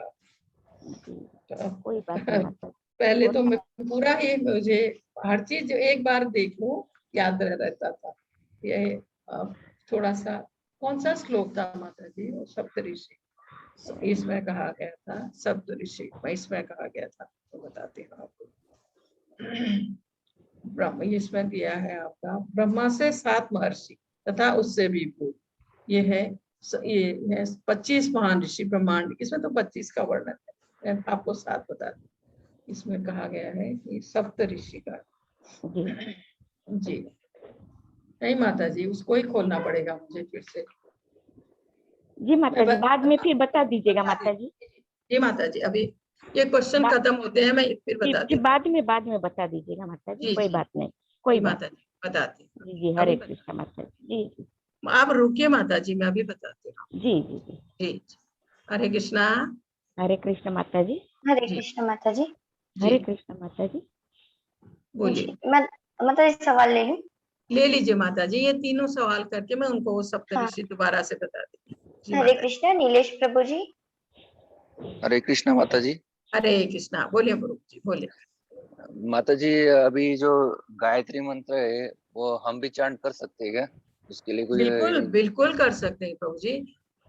और 16 माला ही करना है ऐसा क्यों बताया है? वैसे मिनिमम 16 16 माला। माला ये प्रभुपाद जी ने बताया, जो हमारे 16 माला प्रभु जी, 16 माला नहीं, कम से कम 16 माला, कम से कम ना 16 कम माला, से डेली कम। 16। जी जी हाँ जी, कम से कम 16 माला के लिए बताया। हाँ, जी मैं 16 माला तक पहुंच गया हूँ अभी। जी जी जी हाँ, धीरे प्रभु धीरे जी, रोज। तो आप ना इसको रोज कीजिए, हाँ, 16 रोज ही कर माला रहा हूँ मैं। रोज हाँ कीजिए प्रभु जी। और ये इतनी शक्ति है इस माला में, ये जो हाँ, महामंत्र में, ये खुद आप महसूस करेंगे कुछ समय के बाद। मैं ये महसूस कर रहा हूँ मैं। जैसे जैसे प्रभु जी आप 16 माला दिन भर करते हैं, तो हाँ माया शक्ति जो है ना, जो हमें बंधन में बांधती है, वो हाँ। हमसे दिन भर दूर है, 24 घंटा दूर है। हाँ हाँ। जी जी प्रभु पहले पहले मुझे बहुत ऐसा बड़ा लगता था ये मंत्र जाप करने के लिए कि ये जी इतना बड़ा मंत्र है, कैसे जी होगा, जी एक माला जी के लिए इतना सोचता हूँ तो 16 माला तक कैसे पहुंचूंगा। कैसे जी हाँ, देखिए तो ऐसा सवाल था, पर अभी 16 माला के ऊपर भी हो जाता है कभी कभी। जी जी प्रभु जी। तो उन्होंने ये कहा है कि 16 माला कम से कम करनी है।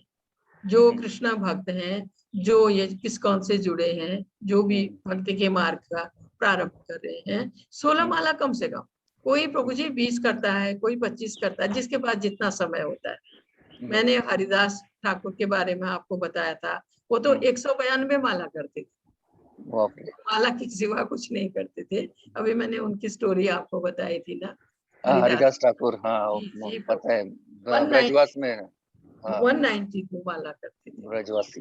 जी जी और प्रभु ये भी कोई बताता है कि राधा रानी को पहले मान देते तो कृष्ण जल्दी प्रसन्न होते।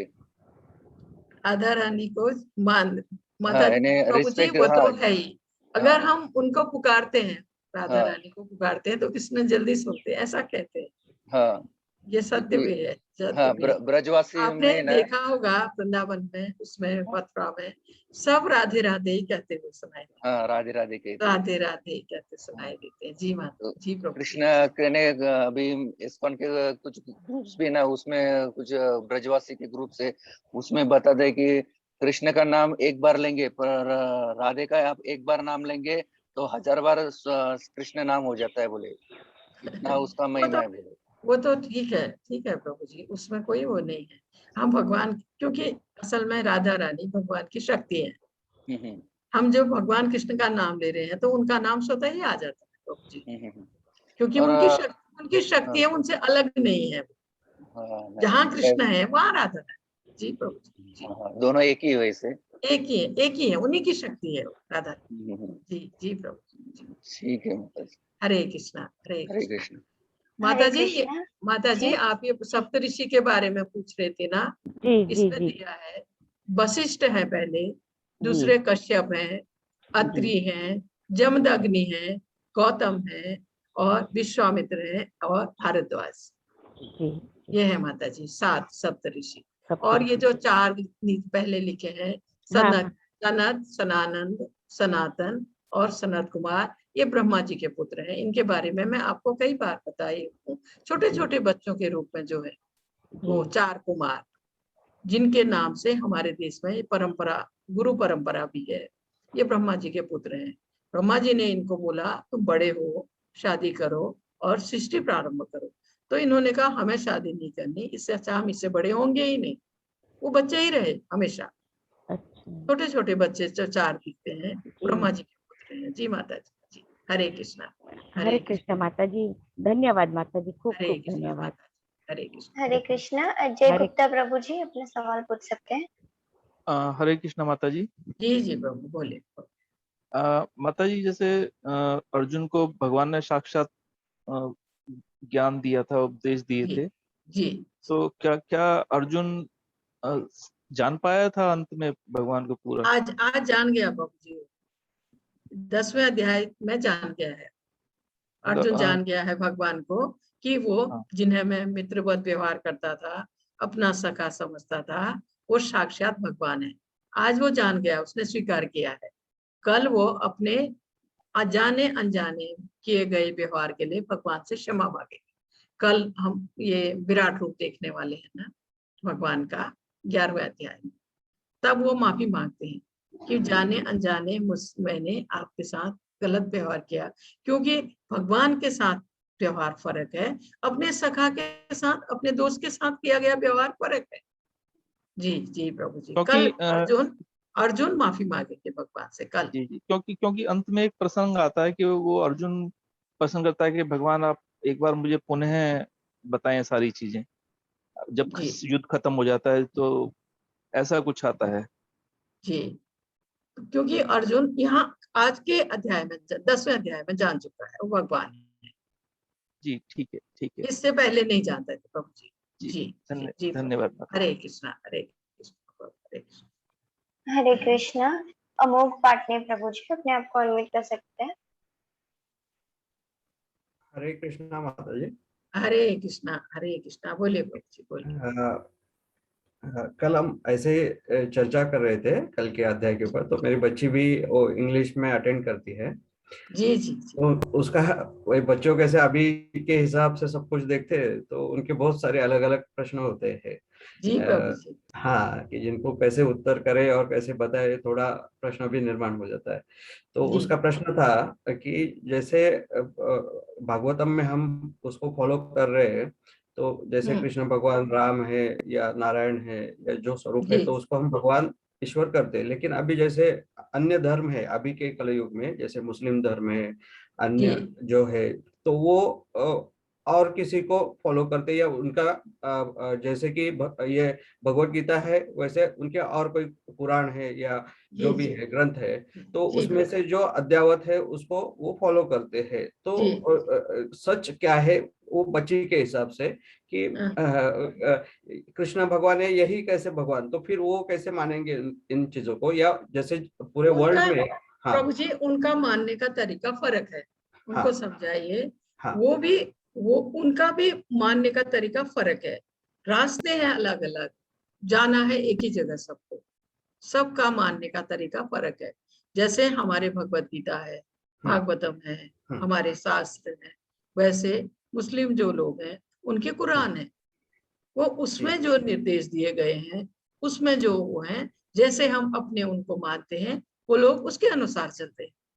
इसी तरह क्रिश्चियन जो लोग हैं उनके बाइबल है, ठीक है, तो वो उसके निर्देशों को मानते हैं। जी प्रभु जी, तरीके फर्क है मानने के, यानी सबके उसमें भी जो टॉप है उसमें भी भगवान का ही स्वरूप है। जैसे आपने अभी आज के अध्याय में बताया कि हर एक चीज में देवों में देव शिव है, मैं रुद्र में शिव है, वैसे ही जी उनके जी। जो चीजें हैं उनमें जो टॉप पे है वो भगवान ही है, जस्ट लाइक भगवान। आखिरी में प्रभु जी एक ही जगह पहुंचेंगे, जी जी ऐसा आप जी सोचिए। जी, समझ में आ रहा तरीका फर्क है, है। हाँ हाँ, तरीके फर्क है, मानने बच्चे के वो कैसे फर्क है। आज के हिसाब से और उसे देखना चाहते हैं ना। जी जी जी जी प्रभु, हाँ लेकिन उनको कहिए ये हाँ सबसे ऊपर है, सनातन धर्म सबसे ऊपर है। हाँ, वही और तो, वही बाकी उसका ये डिफरेंस जो जो है है कि अपना सनातन धर्म का कितना सबसे उसको ऊपर, डिफरेंस, सबसे ऊपर। डिफरेंस कैसे इसमें बता पाएंगे। हाँ इसमें प्रभु जी आप उनको बताइए, हाँ जब ब्रह्मांड की उत्पत्ति हुई हाँ तब से जो धर्म चला आ रहा है वो सनातन धर्म है। जी सबसे पहले जब ब्रह्मांड की उत्पत्ति हुई तब से जो चला आ रहा है वो धर्म है सनातन धर्म। जी। और सनातन धर्म में 99.9% हिंदू है। अच्छा। सनातन धर्म इसको कोई भी अपना सकता है, कोई भी अपना सकता है। और धर्म के जो लोग हैं और धर्म को जो फॉलो कर रहे हैं वो कभी कभी बदल के दूसरे उसमें चले जाते हैं, लेकिन जो सनातन धर्म है वो इसे कभी नहीं छोड़ता, वो हमेशा इसी में रहता है, सनातन धर्म में रहता है। तो इसमें कहा गया है कि धर्म किसी एक से अधिक पारलौकिक शक्तियों के विश्वास को और उसके साथ जुड़ी रीति रिवाज, परंपरा, पूजा पद्धति और दर्शन का समूह है। हिंदू धर्म समूह का मानना है कि सारे संसार में धर्म केवल एक ही है, शाश्वत सनातन धर्म। ब्रह्मांड की उत्पत्ति से जो धर्म चला आ रहा है उसी का नाम सनातन धर्म। इसके अतिरिक्त सब पंथ, मजहब, रिलीजन मात्र है, तथा और धर्म जैसे जैन, इस्लाम, सिख, बौद्ध, ईसाई धर्म भी है, पर सबसे ऊपर सनातन धर्म। जी प्रभु जी। जी जी जी, एक उसका उप प्रश्न उसने पूछा था कि ये जैसे कि सभी जो भागवतम में जैसे है कि नारायण से लेके जो सब कुछ है, तो ये भारत की भूमि पे ही, यानी ये पूरे विश्व की जो भूमि है, तो अभी के जियोग्राफिकल एरिया के हिसाब से, देशों के हिसाब से भारत में ही सब देवता क्यों आए, ऐसे उसका एक प्रश्न था। हाँ प्रभु जी, भारत में ही, भारत को पवित्र भूमि माना गया है। जी जी भारत भूमि में और मनुष्य रूप में जन्म, ये एक महान उपलब्धि है। भारत भूमि में होना और मनुष्य जन्म मिलना, जी, ये अति उत्तम है। जी क्योंकि सारे देवता, जैसे आप देखिए, भगवान कृष्ण रूप में आए, भगवान राम के रूप में आए, चैतन्य महाप्रभु के रूप में आए, यही लीला करने आए। और कहीं नहीं। तो इसको अति उत्तम माना गया है भारत भूमि को। और यहाँ अगर हमें मनुष्य जन्म मिलता है तो अति उत्तम है, बशर्ते हम इसका सही इस्तेमाल करें। जी, भगवत भक्ति करके भगवत धाम जाने की कोशिश करें, इसका सही इस्तेमाल करें। तो ये दुर्लभ मनुष्य जीवन हमको मिला है, वो भी भारत भूमि में। ये वर्णन हमारे उसमें भी है प्रभु जी, शास्त्रों में भी, कि इतनी पवित्र भूमि है भारत, और यहाँ मनुष्य रूप में जन्म मिलना ये सौभाग्य की बात है। जी प्रभु जी। जी हरे हरे कृष्णा। हरे कृष्णा। एडमिन जी से, मैडम से मुझे, माता जी से यही है कि मुझे वो सुबह का जो आरती होता है ना, ये अपना मंदिर का मंगल आरती ना, क्या आप जी जी जी, तो उसका लिंक मुझे आप या व्हाट्सएप में शेयर करेंगे सबको? तो जी जी श्योर। माता जी, क्या हम व्हाट्सएप जो ग्रुप है उसमें शेयर कर सकते हैं, क्योंकि काफी डिवोटीज ने मांगा है। सुबह का लिंक माता जी? जी माता जी, मंगल आरती जरूर दीजिए माता जी, जरूर दीजिए। जी माता जी, या तो मैं अभी यहाँ पे शेयर कर देती हूँ। उसी के बाद भागवतम भी आता है प्रभु जी 8 बजे मंदिर में रोज। तो थोड़ा और वो ये इंग्लिश में आता है। ठीक है, तो उसका जो भी थोड़ा ऐसे है ना कि जैसे हम इसमें अपना ज्यादा समय सुनने के लिए भगवान को या जानने के लिए जैसे आप लोग करते हैं, तो हम घर से उसको कनेक्ट कर सके, तो वो लिंक जो भी है जैसे मंगल आरती से लेके भगवान का मंदिर में जो होता है, तो उसको कोई लिंक रहेगा तो वो थोड़ा व्हाट्सएप पे आप शेयर करिए। एक ही लिंक है। अच्छा, तो ओके, ठीक है। हरे कृष्णा। रेणुका माता जी, अपने आप को अनम्यूट कर सकते हैं।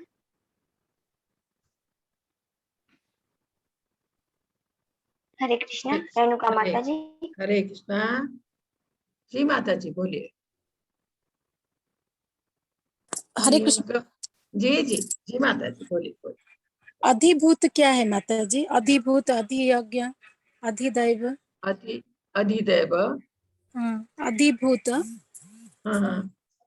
अधियज्ञ। प्रभु माता जी, ये यज्ञ के बारे में उसके लिए कुछ वो नहीं है, और विस्तार से मैं आपको ये कल समझा देती हूँ। ठीक है? ठीक है जी माता जी।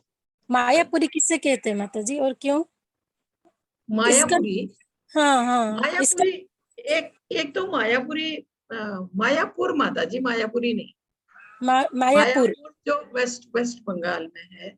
वहाँ चैतन्य महाप्रभु आए थे 500 साल पहले। वो वहाँ प्रकट हुए थे, वो है मायापुरी। धन्यवाद माता जी। हरे कृष्णा। माता जी, अधिभूत और आदि ने बोला था ना जी, इसके बारे में मैं आपको कल समझाती हूँ। हरे कृष्णा माता जी। धन्यवाद माता जी। हरे कृष्णा। हरे कृष्णा। सोनिका तिवारी माता जी, अपने आप को अनम्यूट कर सकते हैं। हरे कृष्णा माता जी। हरे कृष्णा बोलिए। माता जी, जैसे ये श्री गीता में 11वें अध्याय में भगवान कृष्ण ने अर्जुन को विराट रूप दिखाया, जिसमें उनके असंख्य मुख हैं, असंख्य हाथ हैं, तो अर्जुन भी वो देख थोड़ा सा सहम जाते हैं। तो अगर ऐसा हमारे मन में आता है कि नहीं हमें उस रूप की पूजा नहीं करनी, हमें तो श्याम सुंदर रूप की पूजा करनी है, तो क्या ये अपराध लग सकता है? तो माता जी, वो तो भगवान का रूप है, वो तो अर्जुन ने देखा, हम थोड़े उसको देख सकते हैं। ये भौतिक दृष्टि से उसको हम नहीं देख सकते हैं माता जी, वो तो उसके लिए तो दिव्य दृष्टि चाहिए। अर्जुन ने देखा इसलिए क्योंकि उसको दिव्य दृष्टि दी भगवान ने। हम तो देख नहीं सकते हैं, हम तो उनके श्याम सुंदर रूप को ही देख सकते हैं माता जी। इस भौतिक दृष्टि से तो हम विराट रूप नहीं देख सकते ना। जी माता जी। जी माता जी। हरे कृष्णा। हरे कृष्णा माता जी। हरे कृष्णा। हरे कृष्णा। प्रवीण प्रभु जी, अपने आप को अनम्यूट कर सकते हैं। हरे कृष्णा माता जी। हरे कृष्णा बोलिए। माता जी, जैसे सतयुग में, कलयुग में और अलग ये द्वापर युग में जो अलग अलग रूप में भगवान धरती पर अवतरित हुए हैं, इसको होने की जरूरत क्या थी जब वे सर्वशक्तिमान है, हर जगह से अपने जगह जो इच्छाएं कर सकते हैं? जी प्रभु जी कर सकते हैं, उनको जरूरत नहीं थी, बिल्कुल जरूरत नहीं थी, लेकिन वो आए अपने भक्तों को दर्शन देने, अपने भक्तों का उद्धार करने। जैसे आप देखिए, भगवान को कंस को मारने के लिए आने की आवश्यकता नहीं थी। ये काम तो वो किसी से भी करा सकते थे, जी कोई भी, शिव जी कर सकते थे, गणपति जी कर सकते, कोई भी कर सकता था ना, लेकिन वो आए देवकी को दर्शन देने के लिए, उसके लिए वो आए, तो दोनों काम साथ में हो गए।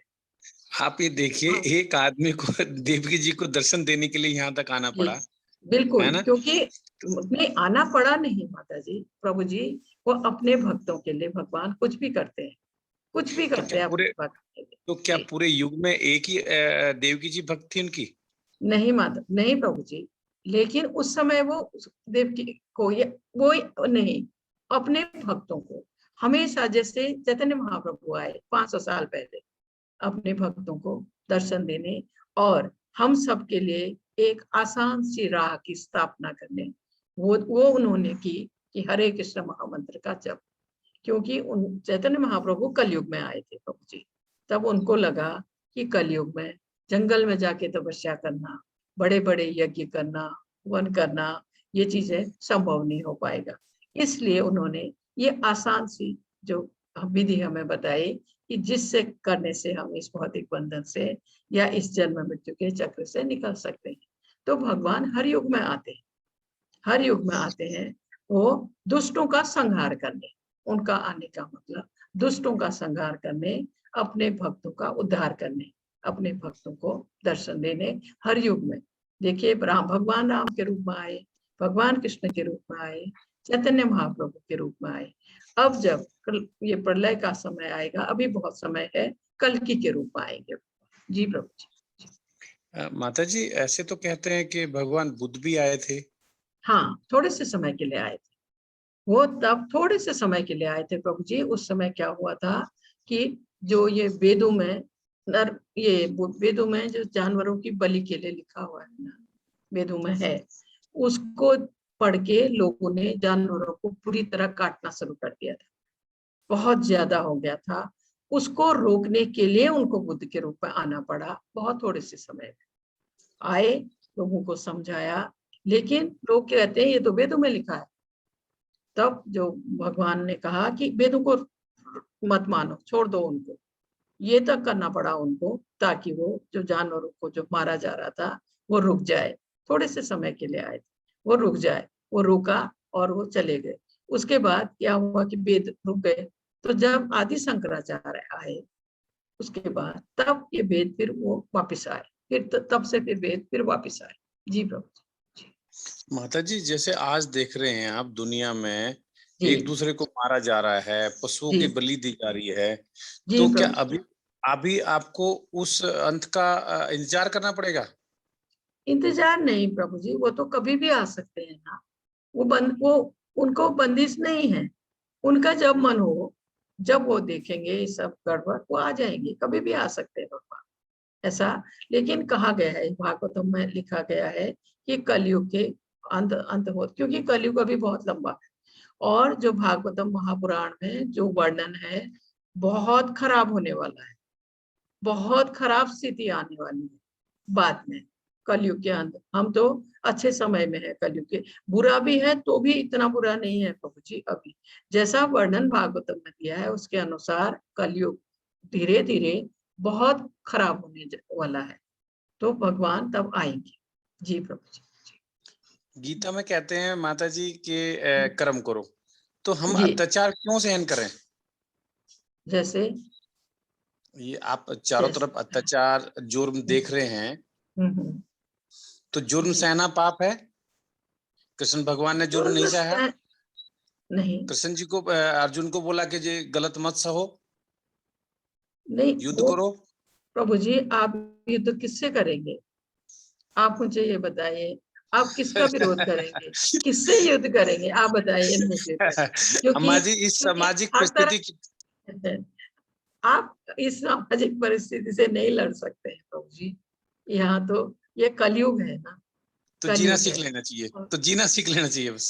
नहीं, आपको भक्ति का मार्ग अपनाना चाहिए, ये चीजें स्वतः ही दूर हो जाएंगे आपसे। आपके मन से ये विचार स्वतः ही निकल जाएंगे प्रभु जी। माता जी आपने देखा है कि हिंदू धर्म में सोमनाथ मंदिर में लोग पूजा करते रहे और गजनबी ने उनको 17 बार आक्रमण किया, तो जी। पूजा करते करते लोगों को मार के चला गया। जी आज भी ऐसा हो रहा, हिंदू मंदिर में घंटा बजाते हैं, मुसलमान आकर उनको मार के चले जाते हैं। बिल्कुल बिल्कुल प्रभु जी, बिल्कुल। तो कश्मीर में उसमें पंडितों के साथ में यही हुआ है। हो रहा है बहुत कुछ अभी आधी से ज्यादा दुनिया प्रभु में यही जी, हो रहा है। और बढ़ेगा ये सब और बढ़ेगा, जैसा भागवत महापुराण में वर्णन है। बहुत खराब स्थिति आएगी बाद में, अभी नहीं, हमारे समय में नहीं, लेकिन बाद में, क्योंकि अभी कलयुग का तो शुरुआत ही है प्रभु जी। 5000 साल ही निकले हैं, 5117 साल, 4,32,000 साल उम्र है कलयुग की पूरी। 4,32,000 साल इसको निकलना है। तो बार में इसकी बहुत खराब स्थिति होने वाली है। जी प्रभु जी, और आएंगे तब भगवान आएंगे इसका समाधान। माता जी, इस तरह से तो आश्वासन तो हमने आपकी बात मान ली, भगवान जी आएंगे। सोमनाथ के मंदिर में देखा, कश्मीर में देखा, अब आप दिल्ली में देख रहे होंगे जहां आप रहते हैं, कभी कभी क्या हो रहा है, लोग अपने आप को जीवन देने के लिए, उस नमाज से बचने के लिए घर में हनुमान कीर्तन करते हैं। सिर्फ उस नमाज में लोग इतने परेशान हो चुके हैं, इस समाज में लोग कहाँ जाएं बताओ। आपके भगवान कीर्तन करने से क्या समाधान निकलेगा मैडम? अब भगवत भक्ति करेंगे, भगवत भक्ति जो करेगा ना, जो भगवत भक्ति करेगा प्रभु जी, जो भगवान के चरणों में समर्पित होगा, उसकी हिफाजत भगवान करते हैं।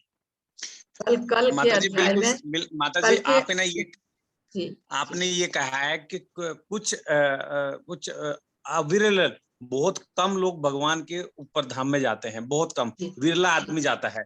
तो क्या इतने लोग मर जाएंगे सब लोग, इतने अत्याचारी लोग? अत्याचारी कहाँ तो लिखा है?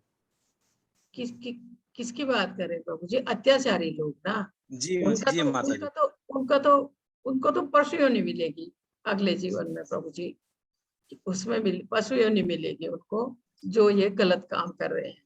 वो पशु से भी बदतर जीवन उनको मिलेगा, और सालों उनको नरक भोगना होगा, क्योंकि ये व्यवस्था है भगवान की, इससे कोई नहीं बच सकता है। हम लोग इसको समझ पा रहे हैं थोड़ा सा, क्योंकि भगवत गीता पढ़ रहे हैं या भागवत महापुराण पढ़ रहे हैं, तब हम थोड़ा सा इसको समझ पा रहे हैं। जो इसको जानता ही नहीं, जो पढ़ता ही नहीं प्रभु जी, वो क्या समझ पाएगा? वो नहीं समझ पाएगा ना, वो अपने उसी पशुवृत्ति में रहेगा, और जन्म भर ये नरक भोगेगा और 84 लाख में घूमता रहेगा। वो इसको नहीं जानता, क्योंकि उसको इन चीजों का ज्ञान नहीं है, शास्त्रों का। जी प्रभु जी। जी माता जी, हम थोड़े से आश्वासित होके और अपने भजन पूजन में लगे रहते हैं, वो एक दिन आएंगे और हमें। बिल्कुल प्रभु जी, कल भगवान ने कहा था अर्जुन को कि घोषणा कर दो कि मेरे भक्त का कभी नाश नहीं होगा। मैंने आपको सुनाया था ना, भगवान के भक्त, भगवान अपने भक्त की हर हाल में हिफाजत करते हैं, हर हाल में उसकी रक्षा करते हैं, जैसे उन्होंने प्रहलाद की थी।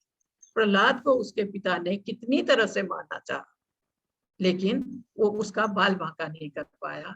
इसी तरह अगर हम पूरी तरह समर्पित हैं भगवान के चरणों में, भक्ति कर रहे हैं, साथ में अपना कर्तव्य कर रहे हैं, अपने फर्ज निभा रहे हैं, साथ में भगवान की भक्ति कर रहे हैं, तो हमें हमारी रक्षा भगवान करें। ऐसा मन में विश्वास करके आप भक्ति के मार्ग में आगे बढ़िए। हरे कृष्णा प्रभु, हरे कृष्णा माता जी। धन्य है हिंदू, धन्य है सनातन धर्म माता जी। वाकई में प्रभु जी, वाकई में जी। हरे कृष्णा। हरे कृष्णा माता जी। चैट बॉक्स में 3 सवाल आए हैं जी। कि जब प्रेम सिंह प्रभु की तरफ से कि जब भगवान कहते हैं कि आदित्यों में मैं विष्णु हूँ, और इसका क्या अर्थ है, जबकि भगवान खुद ही विष्णु है? खुद विष्णु है भगवान कृष्ण, स्वयं सब कुछ है। वो हमें समझाने के लिए, हम ऐसा समझे, हम सोचे जो सबसे उत्तम है, सबसे श्रेष्ठ है, वो हम ये सोचे कि वो भगवान है। माता जी हमें समझाने के लिए, जैसे कहा गया है कि तारे हैं तो मैं चांद हूं, क्योंकि तारों में श्रेष्ठ क्या है? चंद्रमा है। तो इसलिए हमें समझाने के लिए ऐसा कहा गया, क्योंकि सब कुछ उन्हीं से, भगवान से ही सब कुछ है। जी माता जी। जी आकांक्षा माता जी ने क्वेश्चन पूछा है कि माता जी अगर हम मृत परिजन को अपने सपने में बार बार देखते हैं तो इसका तो इसका क्या संकेत है? माता जी, सपने के बारे में तो मैं कुछ नहीं कह सकती हूँ, लेकिन ये होता है जो हम सोचते हैं, बार बार सोचते हैं, जो हमारे ध्यान में बार बार आता है, वही चीज हमें रात को दिखती है। फिर इसका और कोई ऐसा मतलब मैं नहीं समझती हूँ कि और है। जो हम सोचते हैं हमारे ध्यान में रहता है, बार बार हमारे ध्यान में आता है। किसी को कोई हमें अति प्रिय है, उसके बारे में हम जैसे बार बार सोचते हैं, तो वो चीज फिर से हमें सपने में दिखती है। इसके सिवा मुझे इस सपनों के बारे में ऐसा खास ज्ञान नहीं है। जी माता जी। सूर्यमानी प्रसाद प्रभु जी ने पूछा है कि इस भागदौड़ की जिंदगी में पवित्र गीता हमारे जीवन में कैसी शांति ला सकती है और मैं कैसे मैनेजमेंट स्किल्स को बढ़ा सकता हूँ? जी, इसमें हमें क्या करना है, गीता जहाँ से हम सुन रहे हैं, ध्यान से सुनिए, निष्ठा से सुनिए। और दूसरा क्या है कि हम पूरे श्लोक हम नहीं बता पाते हैं। आप 1-2 श्लोक पढ़ने की कोशिश कीजिए और गीता के हर अध्याय से हमें कुछ निर्देश मिल रहे हैं कि हम ये करें, ऐसे करें। अगर हम उसको उसी तरह मानते हैं जैसे कि इसमें भगवान ने बताया है कि उसी तरह से हम उनको मानते हैं, तो हम इस जीवन को तो संवारते ही हैं, हम अपने आने वाले जीवन को भी संवारते हैं। अगर हम जैसे जैसे इसमें भगवान ने अर्जुन को बताया है उसी तरह उसे मान के अगर हम चलते हैं, तो हमारे 2 जीवन संवरते हैं। कहते हैं कि ये जीवन जो है हमारे अगले आने वाले जीवन की तैयारी है। इसलिए हर अध्याय से हमें सुंदर शिक्षा मिलती है, निर्देश मिलते हैं। उनको मान के अगर हम चलते हैं तो जी माता जी।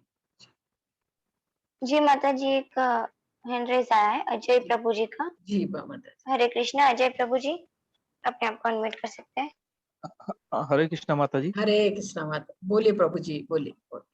माता जी, ये जो हम भगवान का नाम लेते हैं, भजन कीर्तन करते हैं, तो ये बाह्य जगत के लिए के विचलन को दूर करने के लिए या आंतरिक विचलन को दूर करने के लिए? आंतरिक प्रभु जी, अपने अंदर, हमारे अंदर जो ऐसे सब मैला है, भरा हुआ है ना हमारे अंदर, ये काम है, क्रोध है, लोभ है, मोह है, ये ईर्ष्या, ये चीजें जो भरी है, जब हम भगवत नाम का जप करते हैं, का ध्यान करते हैं, तो धीरे धीरे हमारे मन से ये कलमश निकलता है, व्यक्ति शुद्ध होने लगता है। शुद्ध होने पर वो और अच्छी तरह से भी भगवान की भक्ति में आगे बढ़ता है। जी प्रभु जी, ये हम अपने शुद्धि के लिए, अपने भले के लिए, अपने जीवन को संवारने के लिए अगर हमें शास्त्रों का ज्ञान हो जाए और धीरे धीरे हम भक्ति के मार्ग में आगे बढ़े, तो इसका फायदा हमें खुद को है, दूसरे औरों को नहीं। जी प्रभु जी। अर्थात मतलब हमारा यदि आंतरिक विचलन दूर होगा, हम शांति होगी, तो जी हम जो है तो बाह्य जगत में भी हमारा और मन लगेगा, सरल तरीके से कार्य कर सकते हैं। वह सब कुछ हम अच्छे ढंग से कर सकते हैं प्रभु जी। जी जी जी, धन्यवाद माता जी। हरे कृष्णा, हरे कृष्णा। जी माता जी, कल मिलेंगे। जी माता जी। जी, बहुत बहुत धन्यवाद माता जी आपका। हरे कृष्णा माता जी, हरे धन्यवाद। कृष्णा, हरे कृष्णा माता हरे जी, कृष्णा। बहुत बहुत धन्यवाद इतना समय देने के लिए। हरे कृष्णा माता जी, हरे कृष्णा। हरे कृष्ण माता। हरे कृष्णा प्रभु, हरे कृष्णा, हरे कृष्णा।